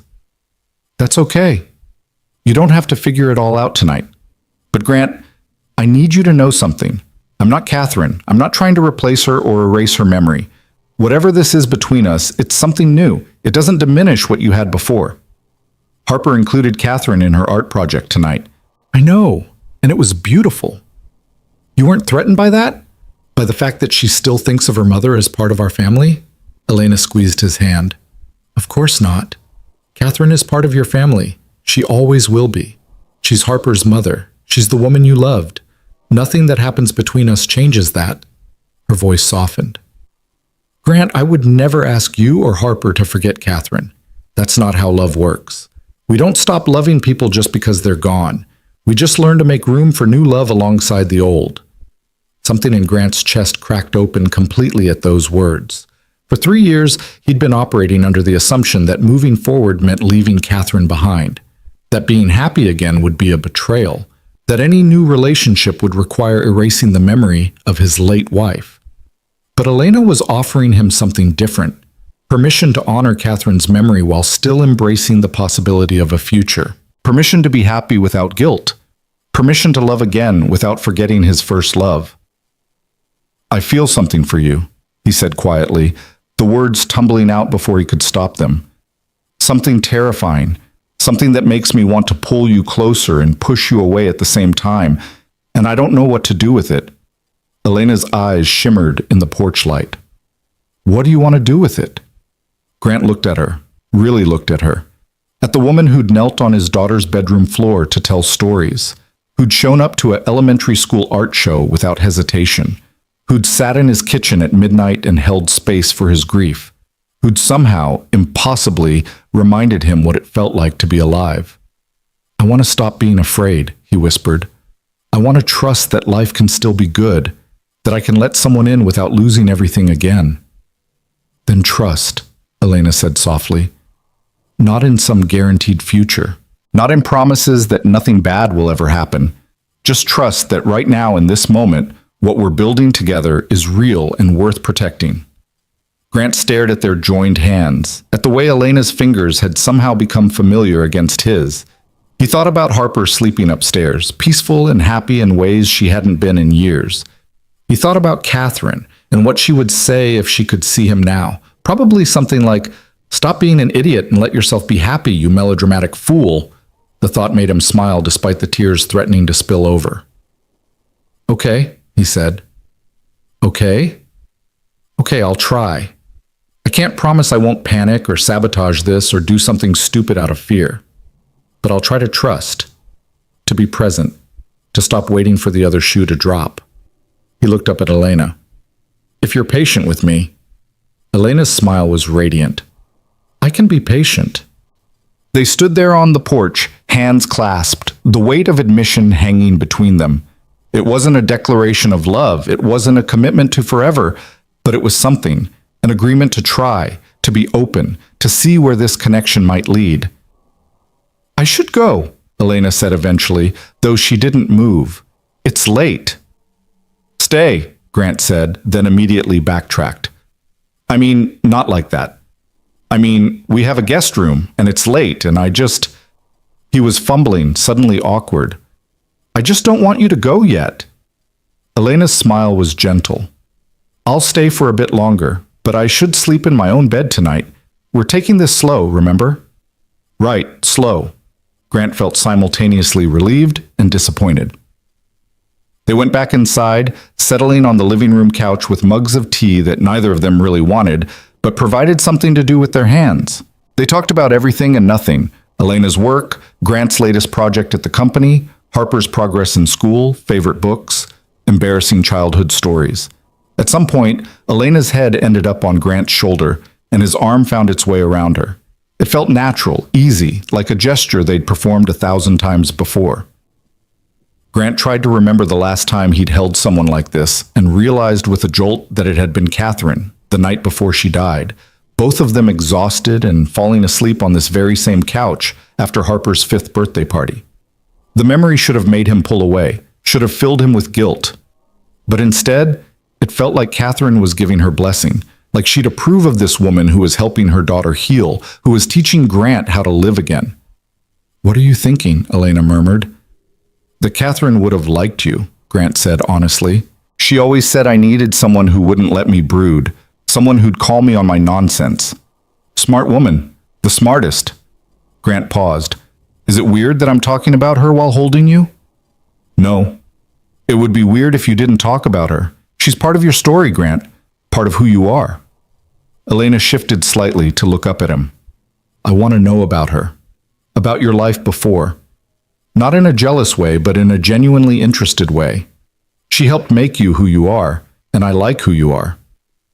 Grant found himself talking then, really talking about Catherine for the first time in years.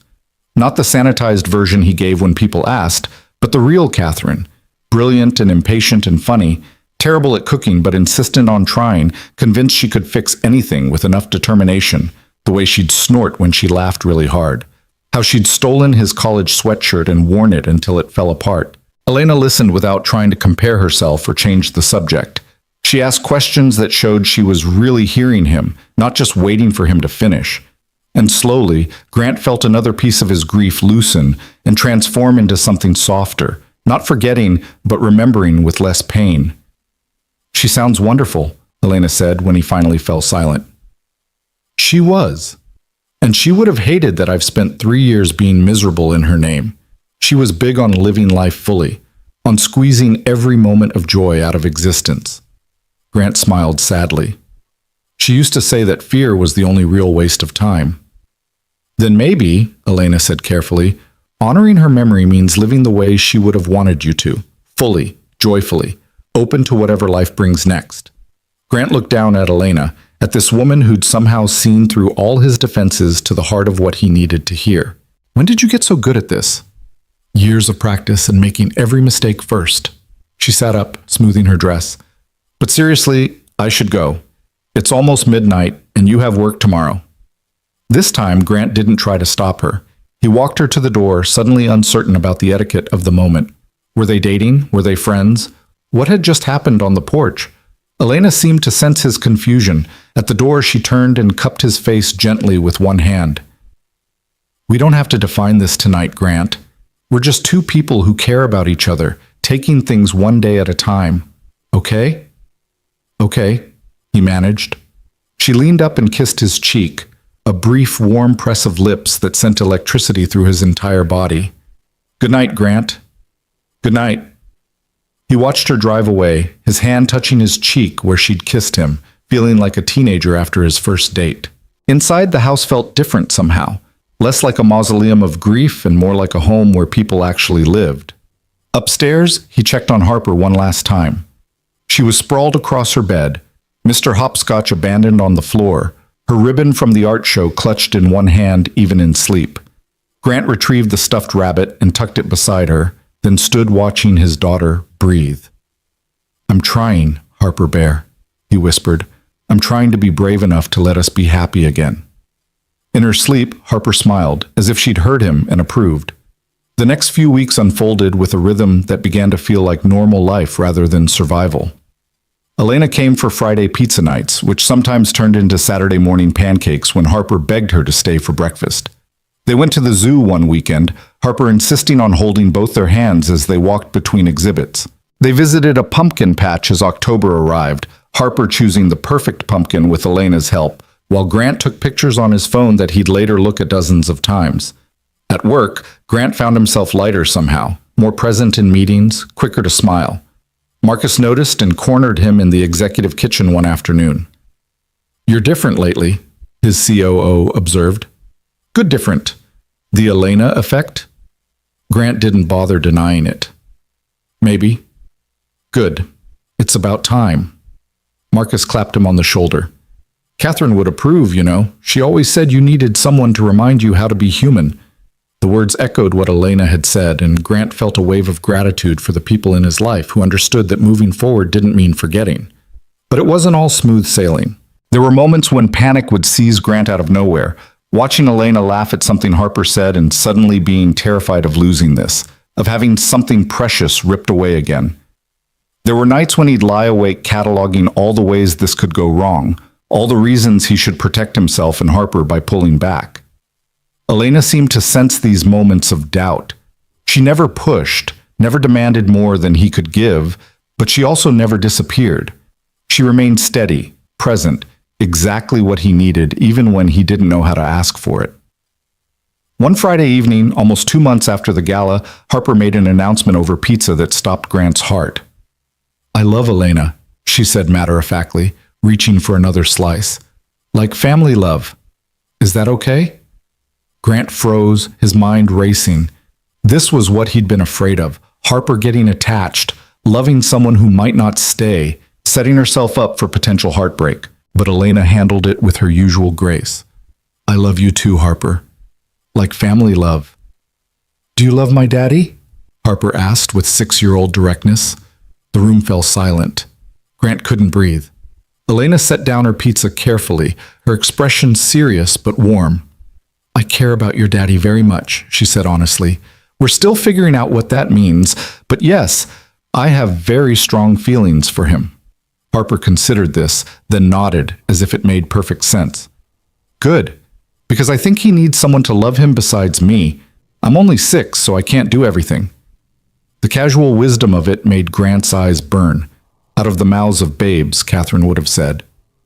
"You do plenty, sweetheart," Grant managed, his voice thick. "You do more than you know." After Harper was in bed that night, Grant and Elena stood on the back porch in comfortable silence. Finally, Grant spoke. "She loves you." "I know. That terrifies me." "I know that too." Grant turned to face Elena fully. "I need to know that you're in this. Really in this. Because if Harper loves you and you decide this isn't what you want, if you leave..." "Grant." Elena took both his hands. "I'm in this. I'm not going anywhere. I know you're afraid and I understand why, but you need to hear me when I say this. I'm not leaving, not unless you ask me to." "What if something happens to you? What if the sky falls? What if an asteroid hits Earth? What if any of a million terrible things that might never happen?" Elena's voice was gentle but firm. "Grant, we can't live our lives in fear of hypothetical tragedies. All we can do is be here now, love each other now, and trust that whatever comes, we'll face it together." Grant stared at her, this woman who'd walked into his life as a hired companion and become something infinitely more precious. "I'm falling in love with you," he whispered, "and it terrifies me." Elena's eyes filled with tears. "I'm falling in love with you too, both of you. And yes, it's terrifying. But Grant, love is worth the fear, always." He kissed her then, properly kissed her for the first time, and it felt like diving off that cliff he'd been standing on for months, terrifying and exhilarating and exactly right.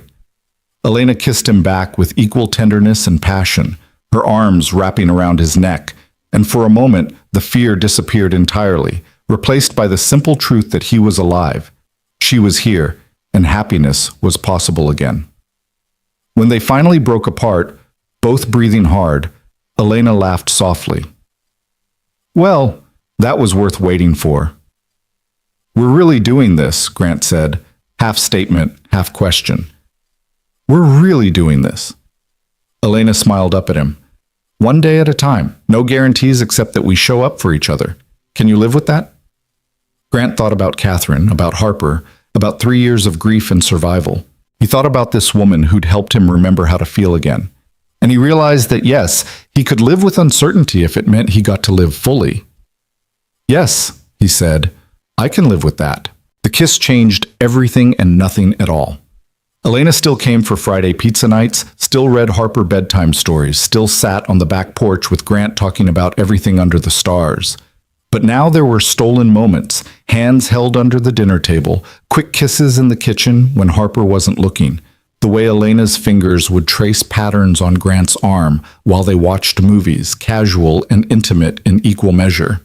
Grant found himself smiling at odd moments during the day, caught off guard by memories of Elena's laugh, or the way she'd looked at him the night before. His assistant Monica noticed and commented that he seemed lighter, happier. Even the board members remarked during meetings that Grant seemed more engaged, more present than he'd been in years. You're different, Matthews, Richard Thornton said after a particularly productive foundation meeting in late October. Whatever you're doing, keep doing it. Grant thought about Elena, about Harper's laughter filling the house again, about how life had started to feel like living rather than merely surviving. I intend to, he replied. But it wasn't all easy. There were complicated moments that required navigation, like the evening Marcus and his wife invited them to dinner, and Grant had to decide whether to bring Elena, whether to introduce her as his girlfriend, whether Harper was ready to see their relationship publicly acknowledged. What do you think?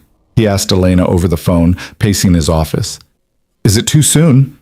Will it confuse Harper? Grant, Harper already knows we care about each other. She asked me point blank if I loved you, remember? Elena's voice was patient. But if you're not ready to make this public, that's okay too. We can wait. It's not about being ready. It's about... Grant struggled to articulate the fear. Once we go public, once people know, it becomes real in a different way. There are expectations, questions, judgments about how long is appropriate to grieve before moving on. And you're worried people will think you didn't love Catherine enough. Yes, Grant admitted quietly. Elena was silent for a moment. Do you think you didn't love Catherine enough? No, God, no. I loved her completely. Then what anyone else thinks doesn't matter. The people who love you will understand. The people who don't understand don't matter. She paused. But Grant, I'm not going to pressure you. If you need more time before we go to dinner parties as a couple, I understand. Grant closed his eyes, remembering Catherine's voice in his head. Stop worrying about what other people think and live your damn life, Grant. She'd said that to him 100 times, usually when he was overthinking some social situation. No, he said finally. No, I want you to come. I want people to know. I'm tired of hiding what makes me happy just because I'm afraid of judgment. Elena's smile was audible through the phone. Okay then, when's dinner? Saturday at 7. And Elena? Yes? Thank you. For being patient with me. For understanding why this is hard. Always. Saturday arrived with Grant feeling like he was preparing for battle rather than a dinner party. He changed his shirt 3 times before Harper, sitting on his bed watching this display, announced, Daddy, you look nice in all of them. Elena's going to like you no matter what. The simple wisdom of 6-year-olds never ceased to amaze him. You're right, Harper Bear. Thank you. Can I wear my sparkly dress? Absolutely.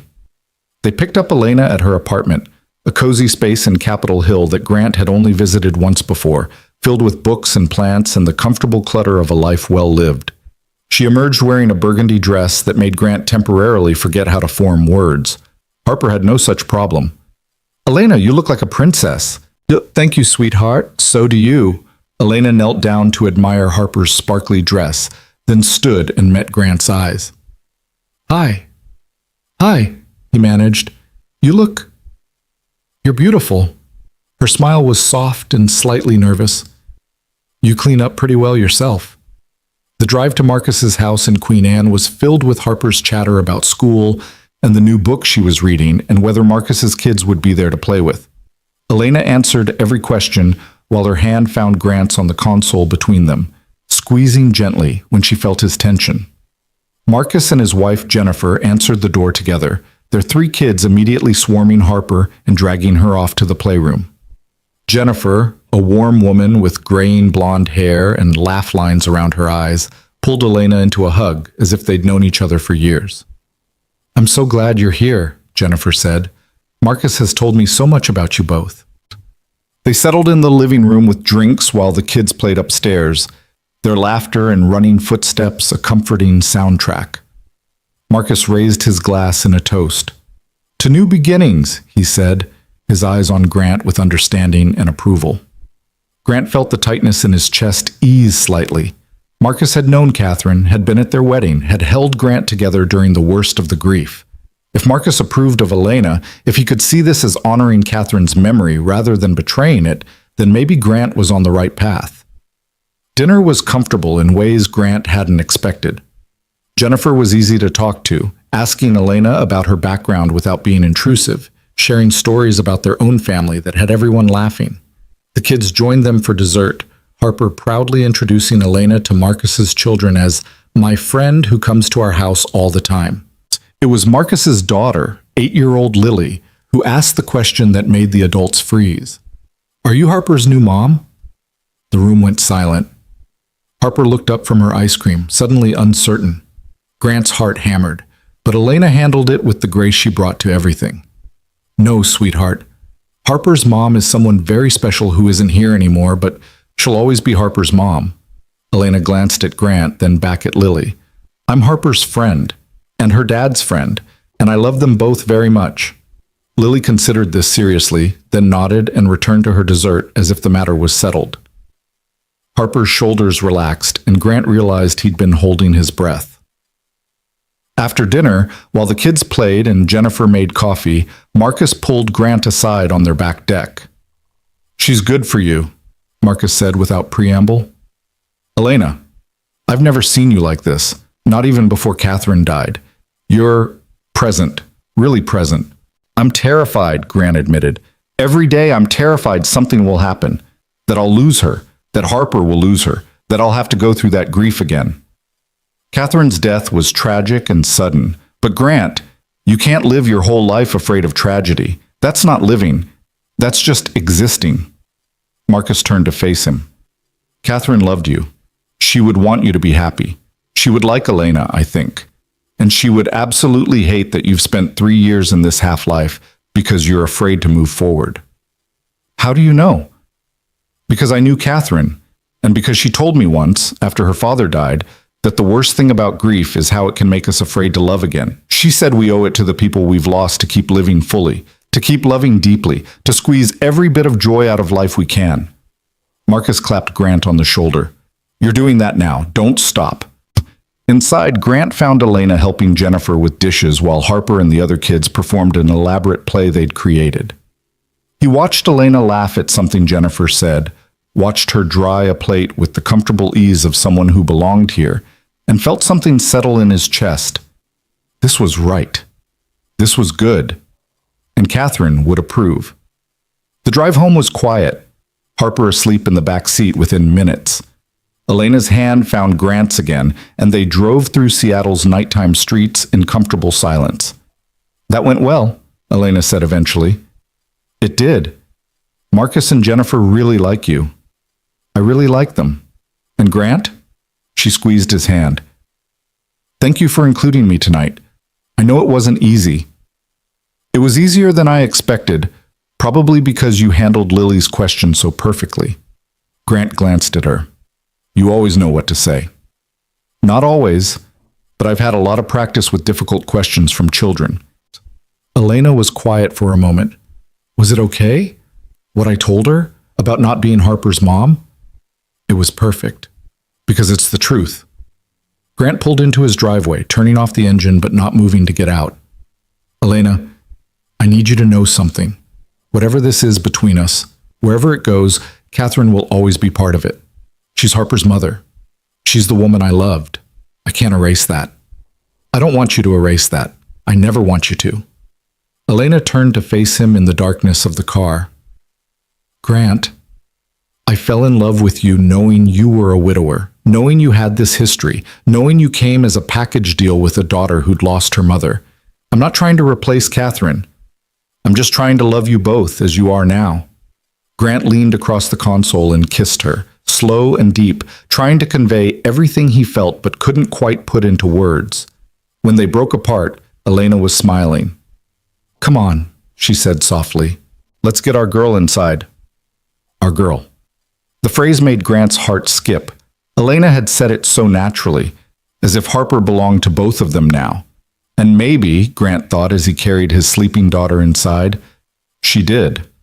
November brought rain and shorter days and a conversation with Harper that Grant had been dreading.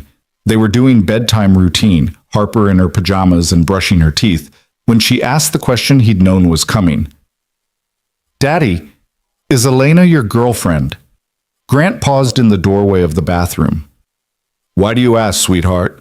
Harper spit out toothpaste and rinsed her mouth. "Because you kiss her sometimes. I saw you in the kitchen last week." There was no judgment in Harper's voice, just curiosity. Grant knelt down to her level. "Does that bother you, that I kiss Elena?" Harper thought about it seriously. "I don't know. It's different, but I like Elena, and you smile more when she's here. You're not as sad." I was sad for a long time, wasn't I? "Yeah. After Mommy died, you were sad all the time. Even when you tried to hide it, I could tell." Harper's eyes were too wise for 6 years old. "But Elena makes you happy. She makes me happy too." Grant pulled his daughter into a hug. "You're right. Elena does make me happy. And yes, she's my girlfriend. Is that okay with you?" Harper pulled back to look at him. "Does it mean you don't love Mommy anymore?" The question hit Grant like a physical blow. "Oh, Harper, no, I will always love Mommy. She was special and wonderful, and she gave me you, which is the best gift I ever got." But he struggled to find words a 6-year-old would understand. People's hearts are big enough to love more than one person. I loved Mommy, and I always will. But that doesn't mean I can't also care about Elena. They're different kinds of love. Like how I love you and Mrs. Walsh and Sophie and Elena. Different, but all love? Exactly like that. Grant marveled at his daughter's understanding. "So it's okay with you, me and Elena?" Harper nodded slowly. "As long as Elena stays, I don't want her to go away like Mommy did." There it was, the fear that lived underneath everything. Grant held Harper close. "Elena's not going anywhere, sweetheart. She promised." "Mommy didn't mean to go away, though, right? It just happened." Grant's throat closed. They'd had this conversation in various forms 100 times, but it never got easier. "That's right. Mommy didn't choose to leave us. Sometimes things happen that nobody can control, but Elena is healthy and careful, and she plans to be around for a very long time." Harper seemed satisfied with that answer. As Grant tucked her into bed, she asked one more question. "Daddy, can Elena come to Thanksgiving? Would you like that?" "Yeah, I think Mommy would like her too. I think Mommy would be glad you're not sad all the time anymore." Out of the mouths of babes, Grant thought, kissing Harper's forehead. "I think you're right, Harper Bear." After Harper fell asleep, Grant called Elena. "Harper knows," he said without preamble. "About us. She saw us kiss." There was a pause. "How did she react?" "She asked if it was okay. If it meant I didn't love Catherine anymore. If you were going to go away." "Oh, sweetheart," Elena murmured. "What did you tell her?" Grant recounted the conversation, hearing Elena's soft sounds of understanding. When he finished, she was quiet for a moment. "She's worried I'll leave," Elena said finally, "like her mother did." "Yes, but Elena, I told her you promised to stay, that you're not going anywhere. Please tell me that's still true." "Grant, I'm not going anywhere. I promise. I promise, Harper. I promise you." Elena's voice was fierce. "I understand her fear, and I understand yours, but I need you both to hear me. I am here. I am choosing this. Every day, I'm choosing you both." Grant felt tears prick his eyes. "She wants you at Thanksgiving." "What?" "She asked if you could come to Thanksgiving. We usually go to my parents' house in Bellevue, and would you come? I know it's meeting the parents, which is a big step, but Grant, I would love to come to Thanksgiving. Elena's voice was warm. If you want me there, I want you everywhere, Grant admitted quietly. That's what terrifies me. How much I want you in our lives. How much Harper loves you. How complete everything feels when you're around. Why does that terrify you? Because complete things can shatter, and I don't know if I'd survive it a second time. Elena was quiet for so long that Grant thought the call had dropped. Finally, she spoke, her voice gentle but firm. Grant, do you remember what you told Harper? That your heart is big enough to love more than one person? That loving me doesn't diminish your love for Catherine? Yes. The same is true for loss. If something happened to me, which it won't, but if it did, you would survive it. Not because you loved me less than you loved Catherine, but because you're stronger than you think. You survived Catherine's death. You rebuilt your life. You raised your daughter through impossible grief. You learned how to be happy again. She paused. You're not the same man you were 3 years ago. You're stronger now. And you wouldn't be facing it alone. You'd have Harper. You'd have Marcus and Jennifer. You'd have your parents. You'd have everyone who loves you. That's not as comforting as you think it is. I know, because the comfort isn't in knowing you'd survive. The comfort should be in knowing that nothing is going to happen. I'm healthy, I'm careful, and I plan to be around for decades to annoy you with my persistent optimism and my terrible taste in reality TV. Despite himself, Grant laughed. You do watch terrible TV. The worst. And you're going to be stuck watching it with me for years. So stop catastrophizing and just be here with me now. Okay? Okay, Grant said softly. And Elena? Yes? I love you. The words hung in the air. Grant had said them to Catherine countless times, casual and constant as breathing. But this was the first time he'd said them to anyone else in 8 years, and they felt momentous. Elena's breath caught audibly. Grant, you don't have to say it back. I just needed you to know. I love you. Not the same way I loved Catherine, but just as deeply. Maybe more deeply because this time I know how precious it is, how easily it can be lost. Grant Matthews, I love you too. Elena's voice was thick with emotion. I love you and Harper both, more than I ever thought I could love anyone. You're my family now. They talked for another hour about nothing important. Elena's day at work, Harper's upcoming school play, plans for the weekend. But underneath every word was the weight of those 3 words. I love you. They changed everything and nothing, made the future feel both terrifying and possible. Thanksgiving arrived cold and clear, with morning frost on the windows and Harper vibrating with excitement about seeing her grandparents and introducing them to Elena.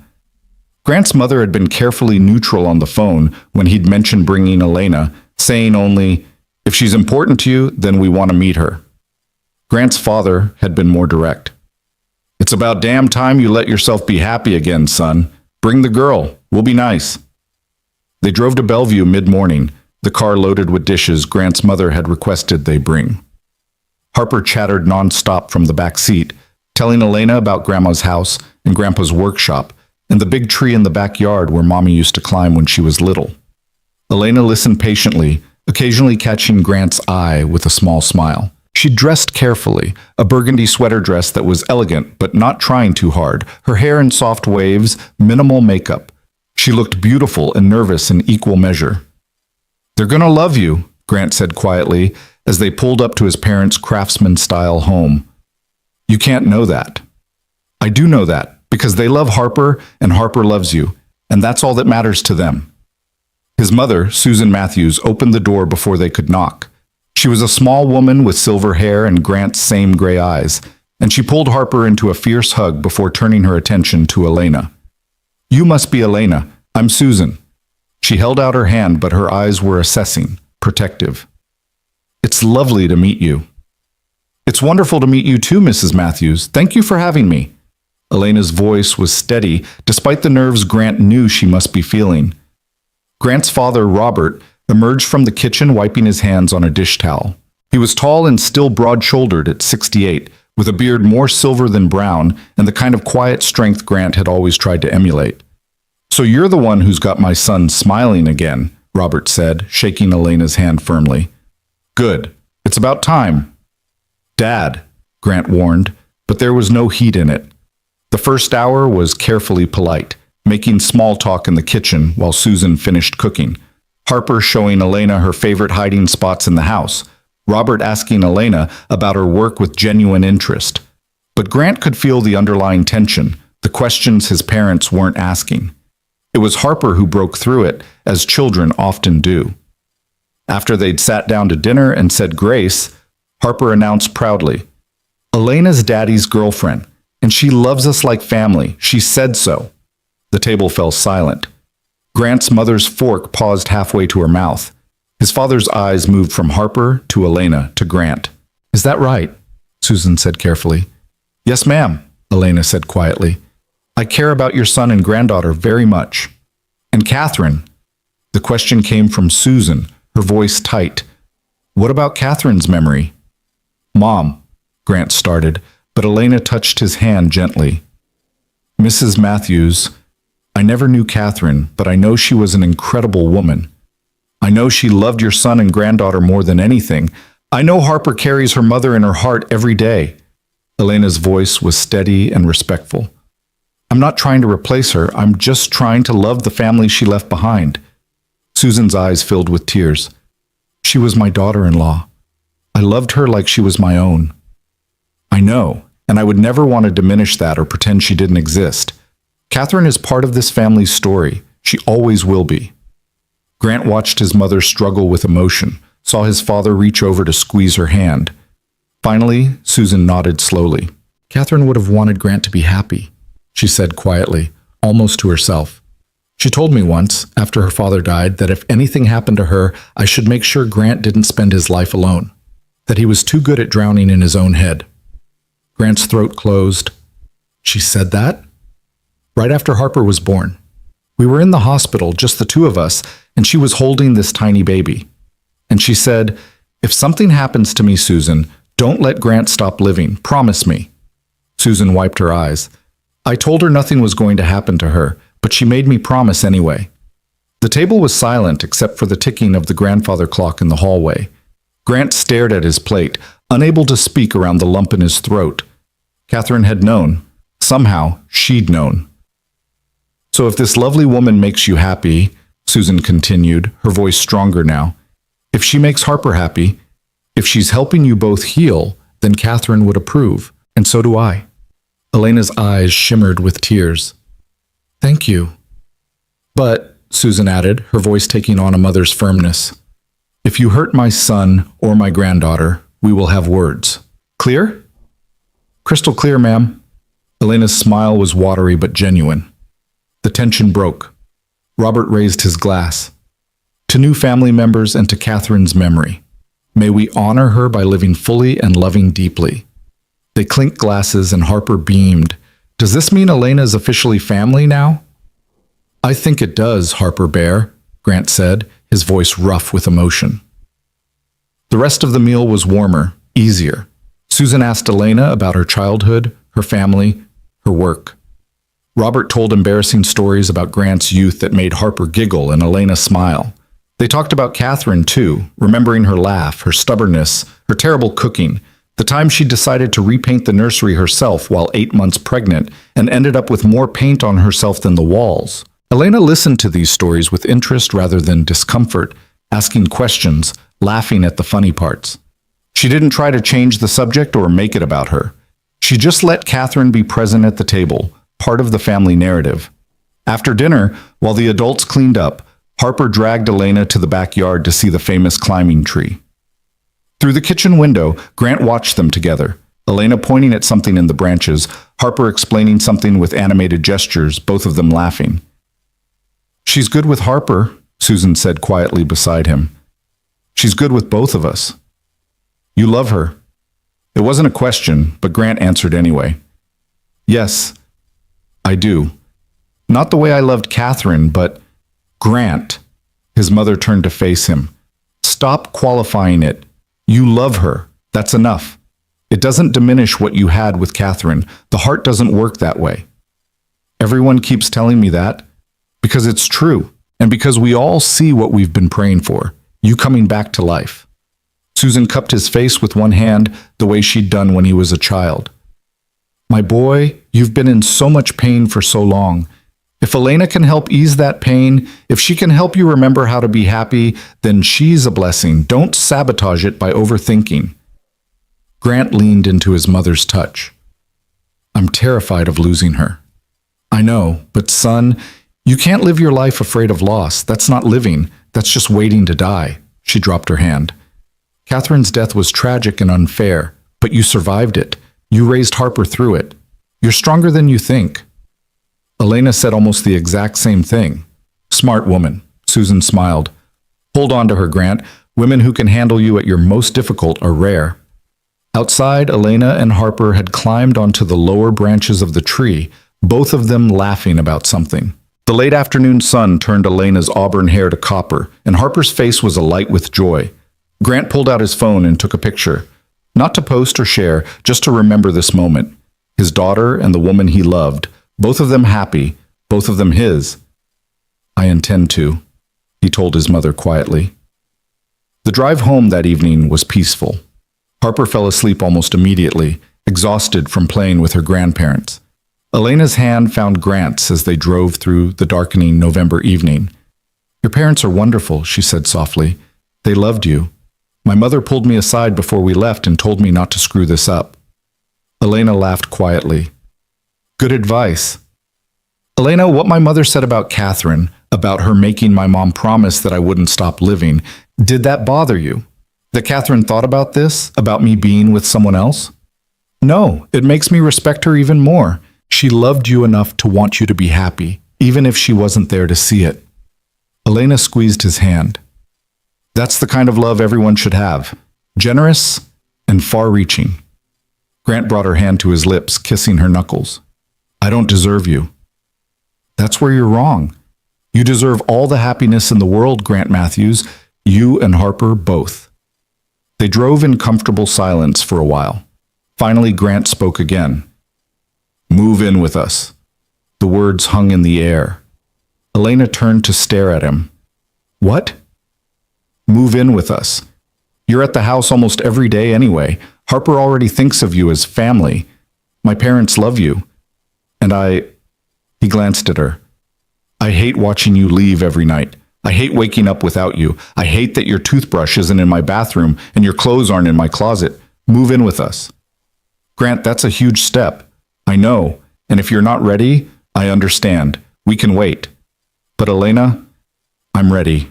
I want you in my life permanently, officially, completely. I want Harper to wake up and see you at breakfast. I want you there for the hard days and the easy days and everything in between. Elena was quiet for a long moment, her hand still in his. Finally, she spoke, her voice thick with emotion. Yes. Yes? Yes, I'll move in with you and Harper. Yes to all of it. Grant felt something burst open in his chest. Joy, relief, terror, hope, all mixed together. Really? Really? I love you, Grant. I love Harper. I want to build a life with you both, so yes, I'll move in. He pulled the car over to the side of the road, not caring that they were blocks from home, and kissed her properly. She kissed him back with equal fervor, both of them laughing and crying at the same time. From the back seat, Harper's sleepy voice interrupted them. Are we home? Almost, sweetheart, Grant said, unable to stop smiling. Almost home. They told Harper the next morning over pancakes, Elena having stayed the night in the guest room as she often did on weekends. Harper was pouring an ambitious amount of syrup onto her stack when Grant cleared his throat. Harper Bear, Elena and I want to talk to you about something important. Harper looked up, syrup bottle paused mid-pour, her eyes suddenly wary. Grant recognized that look, the fear that flashed across his daughter's face whenever adults used serious voices, the fear that someone else was leaving. Elena must have seen it too because she reached across the table and took Harper's sticky hand. It's good news, sweetheart. I promise. What kind of good news? Harper's voice was small. The kind where I get to stay, Elena said gently. Your dad asked me to move in with you both, to live here, in this house, all the time. Would that be okay with you? Harper's eyes went wide. The syrup bottle clattered onto the table, forgotten. Really? You'd be here every day? Even on school nights? Every day. I'd be here when you wake up and when you go to sleep and everything in between. Elena squeezed Harper's hand. But only if you want that. This is your home too, and we need you to be comfortable with it. Harper looked at Grant, then back at Elena, her young face serious as she processed this information. Grant held his breath, suddenly terrified that his daughter might say no, might not be ready for this change, might feel like Catherine was being replaced. Then Harper's face split into the biggest smile Grant had seen since before Catherine died. Yes! She launched herself out of her chair and into Elena's arms. Yes, yes, yes, you can have the room next to mine, and we can have breakfast together every day, and you can help me with homework, and we can read stories every night. Elena caught her, laughing and crying at the same time. I'd love all of that. Harper pulled back suddenly, her expression concerned. But what about your house? Where will your stuff go? We'll bring my important things here, my books and clothes and the things I love, and we'll make space for everything. Elena brushed Harper's hair back from her face. We'll do it together, okay? You can help me unpack and decide where things should go. Can I help paint your room? We could do it purple, or maybe blue, or both. Grant laughed, the tension in his chest finally releasing. How about we let Elena decide what color she wants her room? Actually, Elena said, meeting Grant's eyes over Harper's head with a look that made his heart skip. I was hoping I wouldn't need my own room. Understanding dawned on Harper's face. You're going to sleep in Daddy's room, like married people? The question hung in the air. Grant and Elena hadn't discussed that particular detail, and suddenly Grant was acutely aware they should have. But Elena handled it with her characteristic grace. Yes, if that's okay with you, but Harper, that doesn't mean I won't have space for my things. And it doesn't mean you can't come find us if you need us at night. Nothing about that changes. Harper considered this seriously. Mommy used to sleep in Daddy's room. Grant's chest tightened. Here it was, the moment he'd been dreading. The moment Harper would realize that Elena moving in meant someone else sleeping in Catherine's space, using Catherine's closet, living Catherine's life. She did, Elena said quietly. And I'm not trying to replace your mommy, sweetheart. Nobody could ever do that. But your dad and I love each other, and people who love each other like to be close to each other. I know. Harper's voice was matter-of-fact. Mommy told me once that the best part of being married was never having to sleep alone. She said Daddy's snoring kept her awake, but she liked it anyway. Grant laughed despite the tears burning his eyes. I do not snore. You totally do, Elena said, grinning. Harper and I will have to form a support group. Harper giggled, and just like that, the moment passed. She returned to her pancakes, already planning where Elena's books should go and whether they needed more bookshelves, and could they please get a cat now that Elena was moving in. After breakfast, while Harper watched cartoons, Grant pulled Elena onto the back porch. The December morning was cold and crisp, their breath forming clouds in the air. That went better than I expected, Grant said, wrapping his arms around Elena from behind. She leaned back into him. Harper's resilient, and she wants you to be happy. She mentioned Catherine sleeping in my room. I thought that would be harder for her. Children are more adaptable than we give them credit for. Harper knows her mother is gone. She's not trying to preserve everything exactly as it was. She's just trying to hold on to the love. Elena turned in his arms to face him. Are you okay with this? Really? Because we can slow down if you need to. Grant looked through the window at Harper, sprawled on the couch with Mr. Hopscotch, safe and happy. He thought about Catherine, about what she'd told his mother, about how she'd want him to live fully. He thought about the past 6 months, about how Elena had helped both him and Harper learn to trust again, to hope again, to love again. I'm more than okay with this, he said firmly. I want you here. I want us to be a family, the three of us. Elena smiled, but there was something hesitant in her eyes. Grant, I need to tell you something about why I left counseling. He waited, giving her space to continue. I told you I burned out, which is true, but it wasn't just burnout. Elena's voice was quiet. I had a patient, a little girl named Maya, who'd lost both parents in a car accident. I worked with her for 2 years, and she was making such progress. She was starting to laugh again, to trust again. And then her aunt, who'd been caring for her, decided to move across the country. Maya had to start over with a new therapist, a new school, new everything. She swallowed hard. I fell apart. I couldn't handle seeing her lose another stable relationship. I couldn't keep showing up for children, helping them heal, and then watching them leave. Grant held her tighter. Elena, I'm telling you this because I need you to understand what this means to me. Moving in with you and Harper, becoming part of your family, this isn't casual for me. This is everything I walked away from because I couldn't handle the impermanence. And now I'm choosing permanence. I'm choosing to stay. What changed? Elena looked up at him, her hazel eyes bright with unshed tears. You did. Both of you. You showed me that the risk of loss is worth it. That the fear of goodbye doesn't have to keep us from hello. That love, real, messy, complicated love, is worth fighting for. Grant kissed her then, soft and slow, trying to pour everything he felt into the gesture. When they broke apart, both of them were crying. We're a mess, Elena laughed, wiping her eyes. We're a perfect mess, Grant corrected. Now come on, we have a move to plan. The next 2 weeks were organized chaos.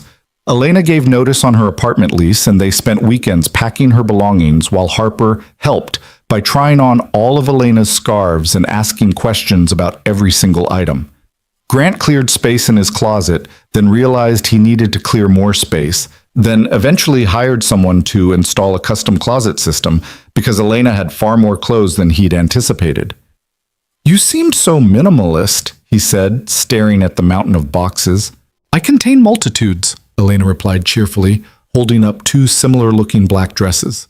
Besides, you have an entire garage full of old tech equipment you'll never use again, so let's not throw stones. Harper appointed herself the official unpacking supervisor, insisting on examining every box and helping decide where things should go. She claimed several of Elena's scarves as her own, declared one of Elena's bookshelves perfect for her room, and spent an entire afternoon arranging Elena's collection of succulents throughout the house. This one goes in the kitchen window, Harper announced, carefully placing a jade plant. And this one is for the bathroom, and this one is for my room to keep me company. Grant watched his daughter bloom under the attention and activity, watched her invest herself in making Elena feel welcome, and felt his heart expand in ways he hadn't thought possible. Mrs. Walsh, who'd been carefully neutral about the whole arrangement, pulled Grant aside during one of her shifts.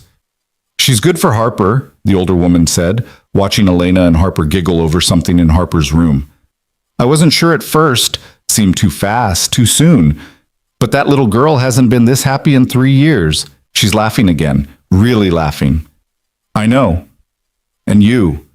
Mrs. Walsh studied him. You're different too, lighter, like you're finally letting yourself live instead of just surviving. Elena has that effect. Mrs. Catherine would approve, I think. She always said life was too short for half measures. Mrs. Walsh smiled. I'm happy for you, Mr. Matthews, for all of you. The day Elena officially moved in was a Saturday in mid-December, unseasonably warm and bright. The moving truck arrived at 9, and by noon, most of Elena's furniture had been arranged throughout the house. Her desk in the study, her armchair by the living room window, her nightstands on either side of Grant's bed. Harper insisted on making a welcome home banner that they hung across the entryway, decorated with glitter and drawings of the 3 of them holding hands. Elena cried when she saw it, pulling Harper into a fierce hug. This is the most beautiful banner I've ever seen, she said. Thank you, sweetheart. It's so you know you belong here, Harper explained seriously. With us, forever. That evening, after the movers had gone and most of the boxes were unpacked, they ordered pizza and ate it sitting on the living room floor, surrounded by the comfortable chaos of a life being rebuilt. Harper insisted on taking a family photo to commemorate the occasion, and they crowded together on the couch while she held Grant's phone at arm's length. Say family, Harper commanded. Family, they chorused, and the camera clicked. Later, Grant looked at the photo, the 3 of them squished together, all slightly out of focus, Harper's thumb partially covering the lens, all of them grinning like idiots. It was imperfect and chaotic and absolutely perfect. He set it as his phone's background.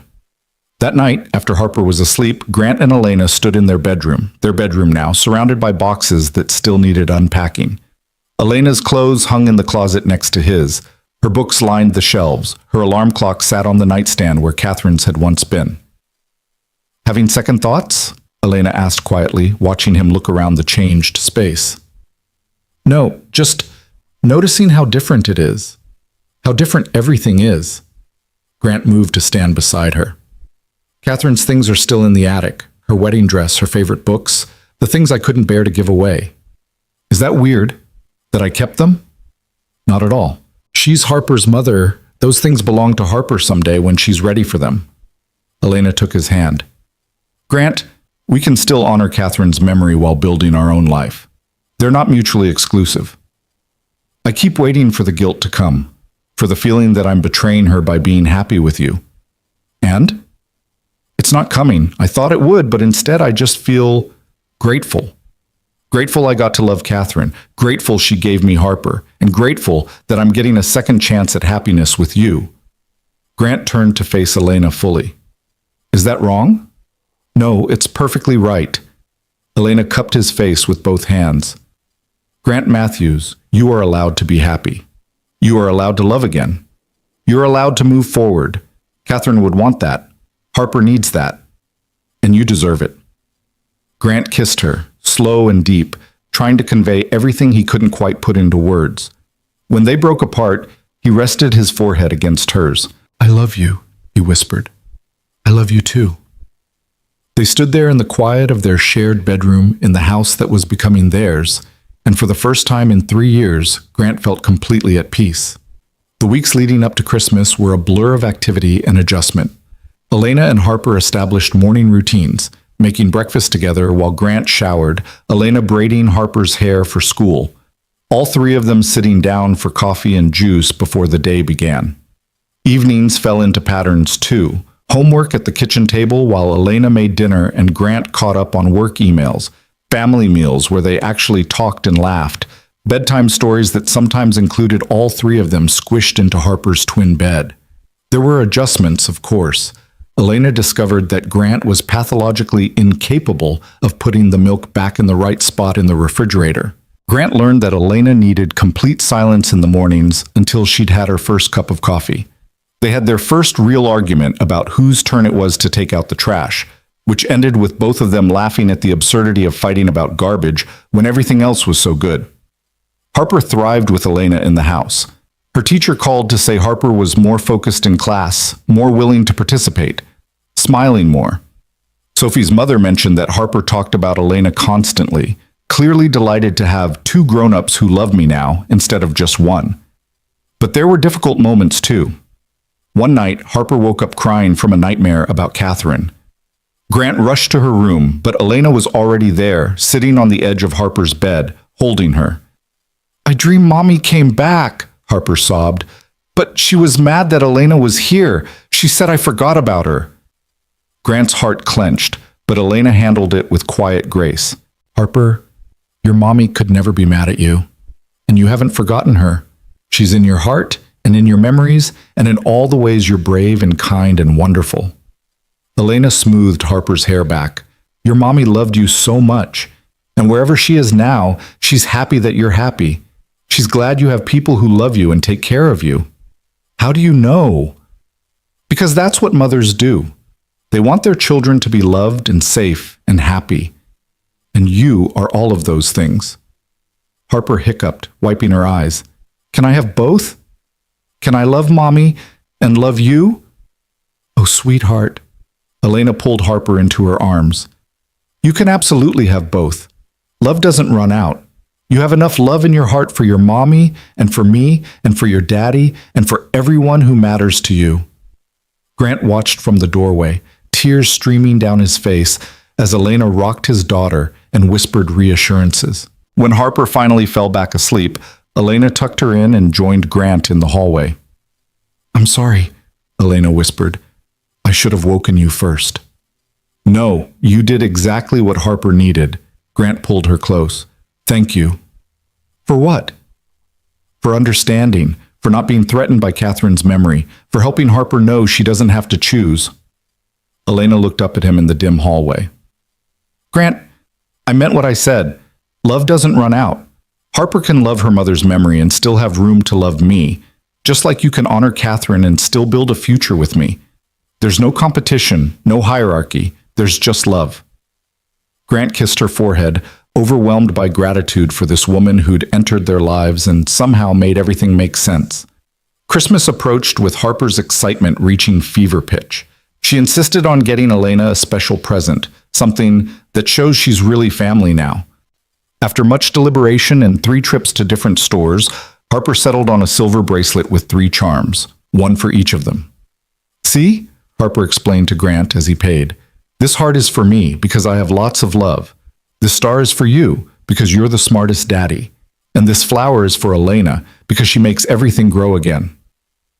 The metaphor hit Grant like a punch. Out of the mouths of babes, he thought. His 6-year-old daughter had somehow articulated exactly what Elena had done, helped their frozen, grief-stricken lives grow and bloom again. Christmas morning arrived with Harper bursting into their bedroom at 6 a.m., bouncing on the bed and demanding they open presents immediately. Harper, it's still dark outside, Grant groaned, but he was smiling. That's because the sun knows it's present time. Harper grabbed Elena's hand. Come on, come on! They stumbled downstairs, Grant making coffee while Harper vibrated with anticipation in the living room. The tree they'd decorated together glowed with lights, presents piled beneath it. A mountain of carefully wrapped gifts that represented the first Matthews family Christmas in 3 years that felt like a celebration rather than a funeral. Harper insisted Elena open her gift first. When Elena unwrapped the bracelet and read the card explaining each charm, she burst into tears. Harper, this is the most beautiful gift I've ever received. Elena fastened the bracelet around her wrist, then pulled Harper into her lap. Thank you, sweetheart. I'll treasure it forever. Do you like it? Really? I love it. Just like I love you. Grant watched them together, his heart so full it ached. He pulled out his phone and took a picture. Elena and Harper cuddled on the couch, morning light streaming through the windows, the Christmas tree glowing behind them, both their faces alight with joy. After presents were opened and breakfast was consumed, Harper played with her new toys while Grant and Elena cleaned up the wrapping paper debris. In the kitchen, Grant caught Elena's hand and pulled her close. Thank you, he said quietly. For what? For being here. For loving us. For making Christmas feel like Christmas again instead of just another day to survive. Elena smiled up at him. Grant, I should be thanking you. A year ago, I was spending Christmas alone in my apartment, convinced I'd never have a family. And now I have you and Harper and your parents and this whole beautiful life. You gave me that. We gave it to each other. They stood in the kitchen, holding each other, while Harper's laughter drifted from the living room, and Grant thought about how far they'd come. 6 months ago, he'd hired a stranger to accompany him to a gala. Now that stranger was his partner, his love, part of his family in every way that mattered. That evening, after Harper had been put to bed exhausted and happy, Grant led Elena back to the living room. A single present remained under the tree, small, wrapped in silver paper. You missed one, he said, handing it to her. Elena looked confused. But we already opened everything. Open it. She unwrapped it carefully, revealing a velvet box. When she opened it, her breath caught. Inside was a ring, not an engagement ring, but a simple white gold band with 3 small diamonds. Grant, what? It's a promise ring, he said, his voice rough with emotion. I know it's too soon for engagement. We've only been together 6 months, and you just moved in, and I don't want to rush anything. But Elena, I need you to know that this is forever for me. You're not a placeholder. You're not a rebound. You're the woman I want to build a life with, the woman I want to grow old with, the woman I want by my side for whatever comes next. Elena's eyes filled with tears. Grant, I love you. Harper loves you. And when we're both ready, when the time is right, I'm going to ask you to marry me properly. But for now, I just need you to know that you're it for me. You're my future. Elena stared at the ring, then at Grant, tears streaming down her face. You're serious. Completely. Grant Matthews, I love you so much. She held out her right hand. Put put it on. He slid the ring onto her finger, his own hands shaking slightly. It fit perfectly, the 3 diamonds catching the Christmas lights. 3 diamonds, Elena said softly, understanding. 1 for each of us. 1 for each of us, Grant confirmed. You, me, and Harper. A family. Elena launched herself into his arms, kissing him through her tears. Yes. Yes to all of it. Yes to forever. They held each other in the glow of the Christmas tree, the house quiet around them, and Grant felt something click into place. This was home. This was family. This was the life he was meant to have.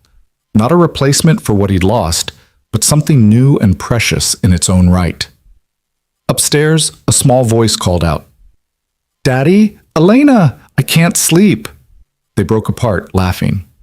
"Duty calls," Elena said, wiping her eyes. They went upstairs together, both climbing into Harper's bed to settle her back down. Harper snuggled between them, her small body warm and trusting. "This was the best Christmas ever," Harper murmured sleepily. "We're all together." "We are, Harper Bear," Grant said, his arm around both his daughter and the woman he loved. "We're all together." "Forever?" Harper asked, her voice already fading toward sleep. Grant looked at Elena over Harper's head. She smiled at him, the promise ring glinting on her finger. "Forever," they said together. Harper's breathing deepened into sleep, but Grant and Elena stayed, holding their little girl between them, reluctant to break the perfect moment. Finally, Elena spoke softly. "Grant, can I tell you something?" "Always." "I used to think that helping people heal meant never getting too attached, that professional distance was the only way to survive doing this work. But you and Harper taught me something different. You taught me that sometimes healing isn't about distance, it's about presence. It's about showing up and staying and letting yourself be changed by the people you're helping. You changed us too," Grant said quietly. "Before you, we were just surviving, existing, going through the motions. You reminded us how to live." "No." Elena's voice was firm but gentle. "You were already learning how to live again. I just showed up at the right time. You and Harper did the hard work of healing. I just got to be part of the journey." Grant thought about that, about the 3 years of grief, the slow crawl back to functionality, the gradual acceptance that Catherine was gone. Elena was right. The healing had started before she arrived, but she'd accelerated it, deepened it, made it real in ways he couldn't have achieved alone. "We needed you," he said finally. "Both of us. We still need you. And I need you, both of you." Elena carefully extracted herself from Harper's bed, gesturing for Grant to follow. In the hallway, she took his hand. "Grant, I want you to know something. I'm not just here because you and Harper need me. I'm here because you both make me happier than I've ever been. You give my life purpose and meaning and joy. So this isn't just me saving you. You're saving me too." Grant pulled her close, breathing in her familiar scent, feeling the solid reality of her in his arms. "We saved each other." "Yes," Elena whispered against his chest. "We did." They stood in the hallway of Grant's house, their house now, holding each other in the quiet darkness, and Grant felt the last pieces of his grief transform into something softer. Not forgotten, never forgotten, but integrated. Catherine would always be part of his story, part of Harper's story, part of who they were. But Elena was part of their present and their future, and there was room for all of it. The weeks after Christmas unfolded with a gentle rhythm. Elena's presence in the house went from novelty to normal, her belongings integrated so thoroughly that Grant sometimes forgot she hadn't always been there. They fell into deeper patterns: Sunday morning pancakes, Thursday night movie marathons, Saturday farmers market trips with Harper skipping between them. January brought Harper's 7th birthday, and they threw a party that filled the house with children and chaos and laughter. Harper insisted on introducing Elena to every single friend as "my dad's girlfriend who lives with us and is basically family." Sophie's mother, Jennifer, cornered Elena in the kitchen while they were slicing birthday cake. "You're good for them," Jennifer said directly. "I've known Grant since Harper started school, and I've never seen him like this. Present, happy, actually living instead of just surviving." "He's good for me too," Elena replied honestly. "They both are." Harper told Sophie she has 2 people who love her now, That's a gift, Elena. Don't underestimate what you've done for that little girl. Elena felt tears prick her eyes. I love her like she's mine. I know you do. Anyone can see it. Jennifer squeezed Elena's shoulder. I just wanted you to know what a difference you've made. That night, after the party guests had gone home and Harper had crashed into bed sugar, exhausted, and happy, Grant found Elena on the back porch. She'd wrapped herself in a blanket against the January cold, staring at the dark garden. You okay? He asked, joining her. More than okay. Just processing. Elena leaned into him. Jennifer said something today about how I've made a difference for Harper. And it hit me that this is what I left counseling to find, the ability to make a lasting impact instead of always saying goodbye. You found it. I did. With you and Harper, I found exactly what I needed. She looked up at him. I never told you the real reason I took that first gala job with you. Grant waited, curious. I'd had a bad week. 3 clients canceled because they were moving or switching therapists, and I felt like I was just a temporary stop for everyone, like I was helping people heal only to watch them leave. And then your request came through, and something about it felt different, like maybe just showing up for one evening and helping someone get through a hard night would be enough. Elena laughed softly. I had no idea it would turn into this. Neither did I. Grant kissed the top of her head. I thought I was hiring someone for one night. Instead, I found the woman who would help me remember how to live. We found each other, Elena corrected, at exactly the right time. They sat in comfortable silence, watching their breath form clouds in the cold air. Finally, Grant spoke again. When do you think we should tell Harper about the promise ring? When you're ready to explain what it means. That it's a promise of forever, even if we're not engaged yet. She'll probably ask when we're getting married. Probably, Elena agreed. What will you say? Grant considered the question seriously. That we're taking our time to make sure we do everything right. That we want to enjoy building our life together before we make it official. That marriage is about more than a ceremony. It's about the everyday choice to show up for each other. That's a good answer, Elena smiled, very mature and thoughtful. I have my moments. You do. She shifted to face him more fully. Grant, I want you to know that I don't need a wedding to feel committed to you and Harper. This, what we have right now, this is enough, more than enough. But you'd say yes. Eventually? When I ask properly? Elena's smile was radiant even in the darkness. Yes, Grant Matthews, when you ask me properly, whenever that is, my answer will be yes. Spring arrived gradually, Seattle's gray winter giving way to cherry blossoms and longer days. Harper's nightmares about losing her father became less frequent, her mentions of Catherine more nostalgic than painful. She started calling Elena by her first name naturally, no longer needing any qualifier or explanation for who Elena was in their lives. One Saturday in April, Harper came downstairs with a serious expression and a piece of paper clutched in her hand. I made something, she announced, climbing onto the couch between Grant and Elena. At school, for art class. We had to draw our family. Grant felt his chest tighten, remembering Harper's art show the previous fall, the way she'd included Catherine in her family portrait. Harper unfolded the paper, revealing a crayon drawing of 4 figures. This is me, Harper said, pointing to the smallest figure. And this is Daddy, and this is Elena, and this is Mommy. The 4th figure was drawn in lighter colors, almost translucent, floating slightly above the other 3. Catherine, present but not solid, part of the family, but in a different way. My teacher asked if I made a mistake, Harper continued, her voice matter-of-fact. She said Mommy isn't here anymore, so she shouldn't be in a family picture. But I told her Mommy is still part of our family, even if she's not here the same way. Was I wrong? Grant couldn't speak around the lump in his throat, but Elena took Harper's hand gently. You weren't wrong at all, sweetheart. Your Mommy will always be part of your family. She's in your heart and your memories, and in all the ways you're brave and kind like she was. Elena pointed to the drawing. This is beautiful and honest and true. Don't let anyone tell you otherwise. Harper nodded, satisfied. Then she pointed to the 3 solid figures. But you're here now, Elena, with me and Daddy, here for real, not just in memories. I am, Elena confirmed. I'm here for real, for always. Good. Harper folded her drawing carefully. I'm going to put this on the fridge so everyone knows what our family looks like.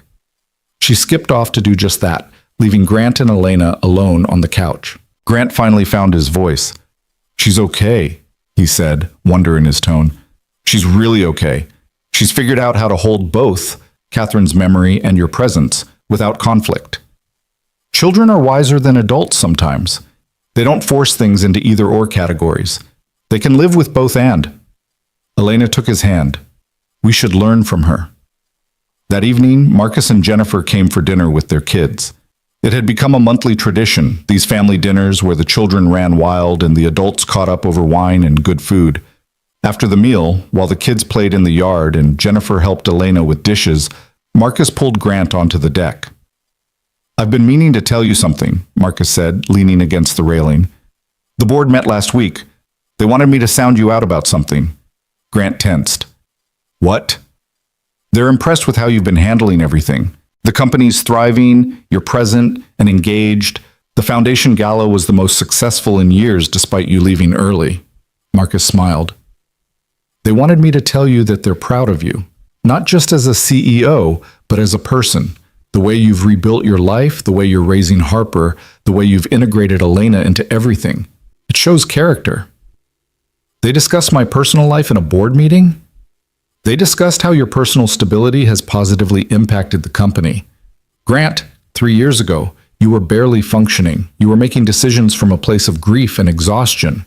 Now you're making them from a place of clarity and strength. That matters. Marcus clapped him on the shoulder. Catherine would be proud of you too, you know, of everything you've become. Grant blinked back tears. You think so? I know so. She loved you, man. And she'd be thrilled to see you happy again, to see Harper thriving, to see you building a new life with someone who clearly adores you both. Through the window, Grant could see Elena laughing at something Jennifer said, her face bright with joy. In the yard, Harper was showing the other kids how to catch fireflies in the gathering dusk, her voice high and happy. This life, this moment, this family, it was everything he'd thought he'd lost forever. I'm going to ask her to marry me, Grant said suddenly. Properly. Soon. Marcus grinned. About damn time. What are you waiting for? The right moment, I guess. Something meaningful. Grant, every moment with her is meaningful. Stop overthinking it and just ask the woman. That night, after their friends had gone home and Harper was asleep, Grant and Elena sat on their back porch in their usual spots. The promise ring glinted on Elena's finger in the moonlight, and Grant felt a certainty settle over him. Elena? Do you remember the night we met at that coffee shop downtown? Elena smiled. Of course. You looked terrified. I was. I thought I was hiring someone for one evening, and the whole thing felt wrong and desperate. Grant took her hand. But then you asked me what I needed, and something about the way you listened made me tell you everything. About Harper, about Catherine, about how lonely I was. And you didn't run. Why would I run? Because I was a mess. A grieving widower hiring a companion for a gala because he couldn't face his colleagues' pity. Not exactly an attractive prospect. You were honest, Elena said softly. You were vulnerable and real, and trying your best to survive impossible circumstances. That's not a mess, Grant. That's human. That night, when we left the gala early because Harper was crying, you came with me. You didn't have to, but you did. And you sat on her bedroom floor in that beautiful gown and told her stories until she felt safe again. Grant's voice thickened. That's when I knew. That's when I knew you were someone special, someone who saw beyond the job to the people who needed her. Grant, where's this going? He stood, pulling her up with him. The promise ring caught the light, 3 diamonds winking. I gave you this ring at Christmas and said it was too soon for engagement, that we needed time to build our life together first. We did need that. We still might need more. Elena Brooks. Grant cut her off gently, reaching into his pocket. We've lived together for 5 months. We've navigated Harper's grief and my fears and built something beautiful together. We've had our first fight and our first Christmas and countless ordinary days that felt extraordinary because we were together, and I don't want to wait anymore. He pulled out a small velvet box, different from the one at Christmas, and opened it to reveal a simple platinum band with a single perfect diamond. This was Catherine's engagement ring, he said quietly, and Elena's breath caught. Before you say anything, let me explain. When Catherine died, I put this ring in a drawer because I couldn't look at it. But a few months ago, I took it out and really examined it. And I realized something. This ring isn't about Catherine. It's about love. It's about commitment. It's about choosing to build a life with someone despite all the risks and fears and uncertainties. Elena's eyes filled with tears. Grant, Catherine wore this ring as a promise that we'd face life together. And now I want to give it to you as a promise that we'll face life together. Not as a replacement, not as a do-over, but as a new beginning. Grant took Elena's left hand, the one that didn't wear the promise ring. Elena Brooks, will you marry me? Will you be my wife and Harper's stepmother and part of this family forever? Elena was crying openly now, her hands shaking in his. Are you sure? Grant, this was Catherine's ring. Are you absolutely sure you want... I've never been more sure of anything. Catherine would approve. She'd want this ring to represent love and commitment, not sit in a drawer gathering dust. And Elena, I love you. I want to marry you. I want to wake up next to you for the rest of my life.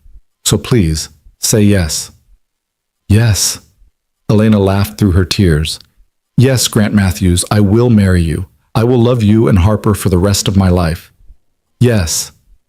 Grant slid the ring onto her finger, and it fit perfectly, settling next to the promise ring as if it had always belonged there. He pulled Elena into his arms, kissing her with all the love and relief and joy he felt, and she kissed him back with equal passion. When they broke apart, both laughing and crying, a small voice spoke from behind them. Does this mean Elena is going to be my real mom now? They whirled to find Harper standing in the doorway in her pajamas, Mr. Hopscotch clutched in her arms, her eyes wide and hopeful. Harper, what are you doing up? Grant asked, his heart racing. I heard talking. I wanted to see. Harper looked at Elena's hand, at the ring glinting there, and her face split into a huge smile. You're getting married. Elena knelt down to Harper's level. Is that okay with you, sweetheart? Your dad asked me to marry him, and I said yes, but only if you're okay with it. Harper launched herself at Elena, wrapping her arms around her neck. Yes, I'm okay with it. I want you to be my mom. Elena held her tight, crying again. I can't replace your mommy, Harper. Nobody can. But I can love you with all my heart, and I can be here for you always, and I can be another mom for you if that's what you want. Harper pulled back to look at her seriously. Can I call you Mom, or would that make Mommy sad? Grant knelt beside them, his own eyes burning. Harper Bear, having two moms doesn't diminish either of them. You can call Elena Mom and still call your mommy Mommy in your memories. Love doesn't divide, it multiplies. Like how I love both chocolate and vanilla ice cream? Elena laughed wetly. Exactly like that. Harper nodded, satisfied with this explanation. Then yes, I want Elena to be my mom, my other mom, my here, right now mom. The three of them huddled together on the back porch, holding each other and crying happy tears, and Grant felt his heart finally heal completely. Not by erasing Catherine, but by making room for Elena alongside her. Both loves, both women, both essential to making him who he was. So when's the wedding? Harper asked practically, pulling back. Can I be the flower girl? Can we have cake? Can I help pick out your dress, Elena? Grant and Elena looked at each other and burst out laughing. How about we figure all that out tomorrow? Grant suggested. Right now, it's way past your bedtime, young lady. But Daddy, we're celebrating. We can celebrate in the morning with pancakes, Elena promised. Special celebration pancakes with extra chocolate chips. That seemed acceptable to Harper. They all went upstairs together, tucking Harper into bed for the second time that night. She insisted on examining Elena's ring one more time, holding her finger up to the light. It's pretty, Harper pronounced. Mommy had good taste. She did, Elena agreed softly. In rings and in the family she built with your dad. Harper nodded, then snuggled under her covers. Good night, Daddy. Good night, Mom. The word hung in the air, simple, profound, perfect. Elena's breath caught, and Grant saw tears stream down her face again, but she smiled through them. Good night, sweetheart, Elena whispered. I love you. Love you too. In their own room, Grant and Elena collapsed onto the bed, emotionally exhausted and happier than either of them had ever been. That just happened, Elena said, staring at the ceiling. You proposed, with Catherine's ring, and Harper called me Mom. Any regrets? Grant asked, only half joking. Elena turned to look at him, her eyes fierce. Not a single one. Grant, this is everything I never knew I wanted. A family, a home, a partner who challenges me and loves me and makes me want to be better. You and Harper are my whole world. Grant pulled her close, breathing in her familiar scent, feeling the solid reality of her in his arms. We're the lucky ones. Both of us. Harper and I were drowning, and you threw us a lifeline. You taught us how to live again. We taught each other, Elena corrected. You taught me that it's okay to stay, to put down roots, to let myself be part of something permanent. Before you and Harper, I was so afraid of loss that I never let myself really connect with anyone. You showed me that love is worth the risk. They lay in comfortable silence for a while, processing everything that had happened. Finally, Grant spoke again. We should probably talk about the actual wedding. When, where, how big? Small, Elena said immediately. Just family and close friends, nothing elaborate. I don't need a big production. I just need you and Harper and the people we love. Sounds perfect. Grant kissed her forehead. Whatever you want, we'll make it happen. What I want is already happening. This, us, this family we've built. Elena traced patterns on his chest. The wedding is just paperwork. The real commitment is what we're living every day. Still, Harper's going to want to be involved in the planning. Elena laughed. Oh, God, yes. She's going to have opinions about everything. Are you ready for that? For officially becoming Harper's stepmother? For all the school events and dance recitals and teenage drama that's coming? Grant, I'm already Harper's stepmother in every way that matters. The legal paperwork is just a formality. Elena propped herself up on one elbow to look at him. I'm ready for all of it. The mundane and the extraordinary. The easy days and the hard ones. I'm choosing this life with you both, completely and forever. Grant cupped her face, his thumb tracing her cheekbone. I don't know what I did to deserve you. You didn't have to do anything. You just had to be yourself. A good man trying his best to raise his daughter and honor his late wife's memory while learning how to live again. That was enough. You were always enough. They made love that night with a tenderness that spoke of promises and futures, of grief transformed into hope, of two broken people who'd found wholeness in each other. Afterward, they lay tangled together, Elena's head on Grant's chest, both of them too happy to sleep. Can I tell you something? Elena murmured into the darkness. Always. I used to think my life's purpose was to help children heal from trauma. That's why I became a counselor, why I threw myself into that work so completely. But now I think my purpose was always to find you and Harper, to be part of this family. Everything else was just preparation. Grant's arms tightened around her. I used to think my life ended when Catherine died, that I'd had my chance at happiness and lost it, and the rest was just endurance. But you showed me that life doesn't end with loss. It just changes. And sometimes those changes, as painful as they are, lead us to exactly where we're meant to be. Where are we meant to be? Right here. Together. The three of us. Elena lifted her head to kiss him softly. Right here, she agreed. Together. They finally fell asleep wrapped in each other, the engagement ring glinting on Elena's finger, the promise ring beside it, both symbols of a love that was new and precious and built on the foundation of grief transformed into hope. The next morning, Harper burst into their room at dawn, launching herself onto the bed between them. Is it still true? She demanded. Are you really getting married? It's still true, Grant confirmed, pulling his daughter into a hug. Elena and I are getting married. And I can call her Mom? Elena brushed Harper's hair back from her face. You can call me whatever feels right to you, sweetheart. Mom, Elena, whatever you're comfortable with. Harper considered this seriously. I think I want to call you Mom, because you're here with me every day and you help with my homework and you read me stories and you love me. That's what moms do. Then Mom it is, Elena said, her voice thick with emotion. Harper threw her arms around both of them, and they lay there, the three of them, watching morning light filter through the windows of their home, beginning the first day of their forever. 3 months later, on a perfect September afternoon, Elena and Grant stood in the backyard of Grant's parents' home in Bellevue, surrounded by everyone they loved. The ceremony was small and intimate, just family and closest friends, held under the old oak tree where Catherine used to climb as a child. Harper stood beside Elena as the flower girl, wearing a purple dress she'd chosen herself, holding a basket of rose petals. She'd insisted on one modification to the traditional ceremony, a moment where they all three held hands while the officiant spoke about the family they were creating together. Today we celebrate not just the union of Grant and Elena, the officiant said, but the creation of a new family. A family built on love, on choice, on the courage to embrace joy after loss.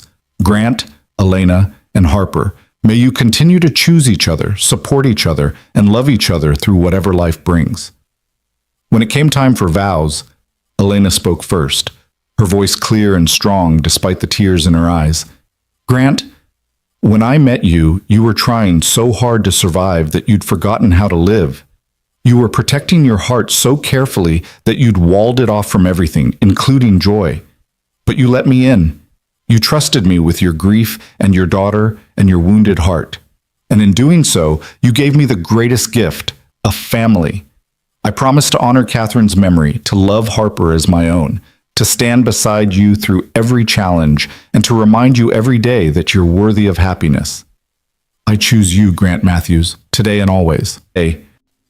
Grant's hand shook as he held Elena's, his voice rough with emotion. Elena, you walked into my life when I needed saving, and you didn't even know it.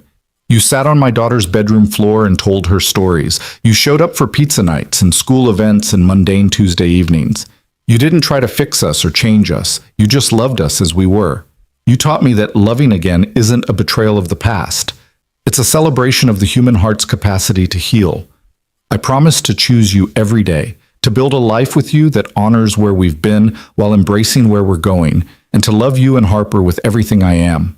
You're my second chance, my miracle, my home.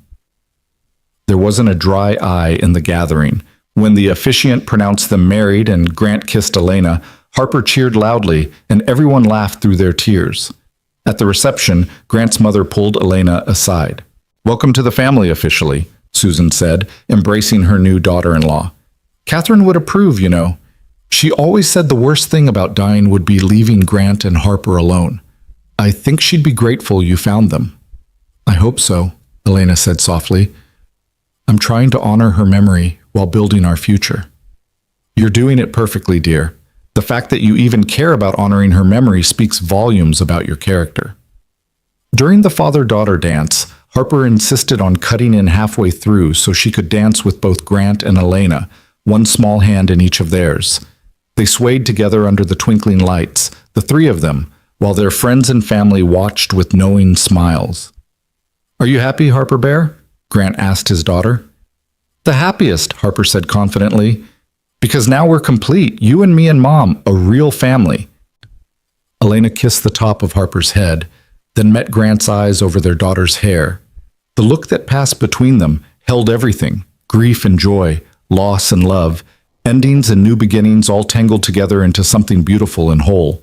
Later, as the party wound down and Harper dozed on a blanket under the stars, Grant and Elena slow danced alone, the last song playing softly. No regrets? Grant murmured against Elena's hair. Not a single one. You? Just one. Elena pulled back to look at him, concerned. What? That I didn't find you sooner. Grant smiled. But then again, maybe we found each other exactly when we were meant to, when we were ready. I think you're right. 6 months earlier, you wouldn't have been ready to let me in, and I wouldn't have been ready to stay. But we're ready now. We are, Elena agreed, resting her head against his chest, listening to his heartbeat. We're ready for all of it. The life we're building, the family we're creating, whatever comes next. Grant held his wife, and looked over at Harper sleeping peacefully nearby, and felt a profound sense of rightness settle over him. This was where he was meant to be. This was the family he was meant to have. Not a replacement for what he'd lost, but something new and precious in its own right. Catherine would always be part of their story.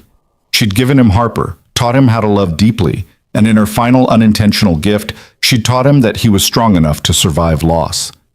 But Elena had taught him something equally important, that surviving wasn't enough, that he was allowed to thrive, to laugh, to love again, to embrace joy without guilt. "Thank you," he whispered. "For what?" "For staying, for choosing us, for helping me remember what it feels like to be alive." Elena lifted her head and kissed him softly. "Thank you for letting me, for trusting me with your heart and your daughter, for building this life with me." The song ended, but they kept swaying, reluctant to break the moment. Around them, the September evening was perfect. Warm breeze, stars beginning to appear, the sound of Harper's soft breathing nearby, their friends and family packing up with quiet laughter. This was home.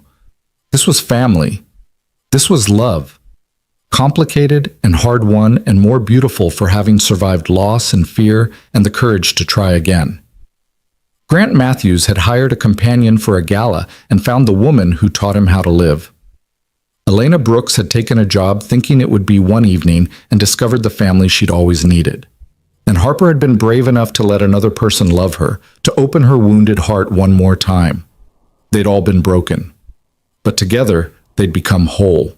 And in that wholeness, under the stars of a perfect September night, with a sleeping child nearby and a lifetime of tomorrows stretching before them, Grant and Elena held each other and knew with absolute certainty that they'd found exactly what they'd been searching for. Not a fairy tale ending, but something better, a real beginning, a family forged from loss and hope, grief and love, fear and courage. A family that would face whatever came next together, with hands joined and hearts open, choosing each other every single day, forever.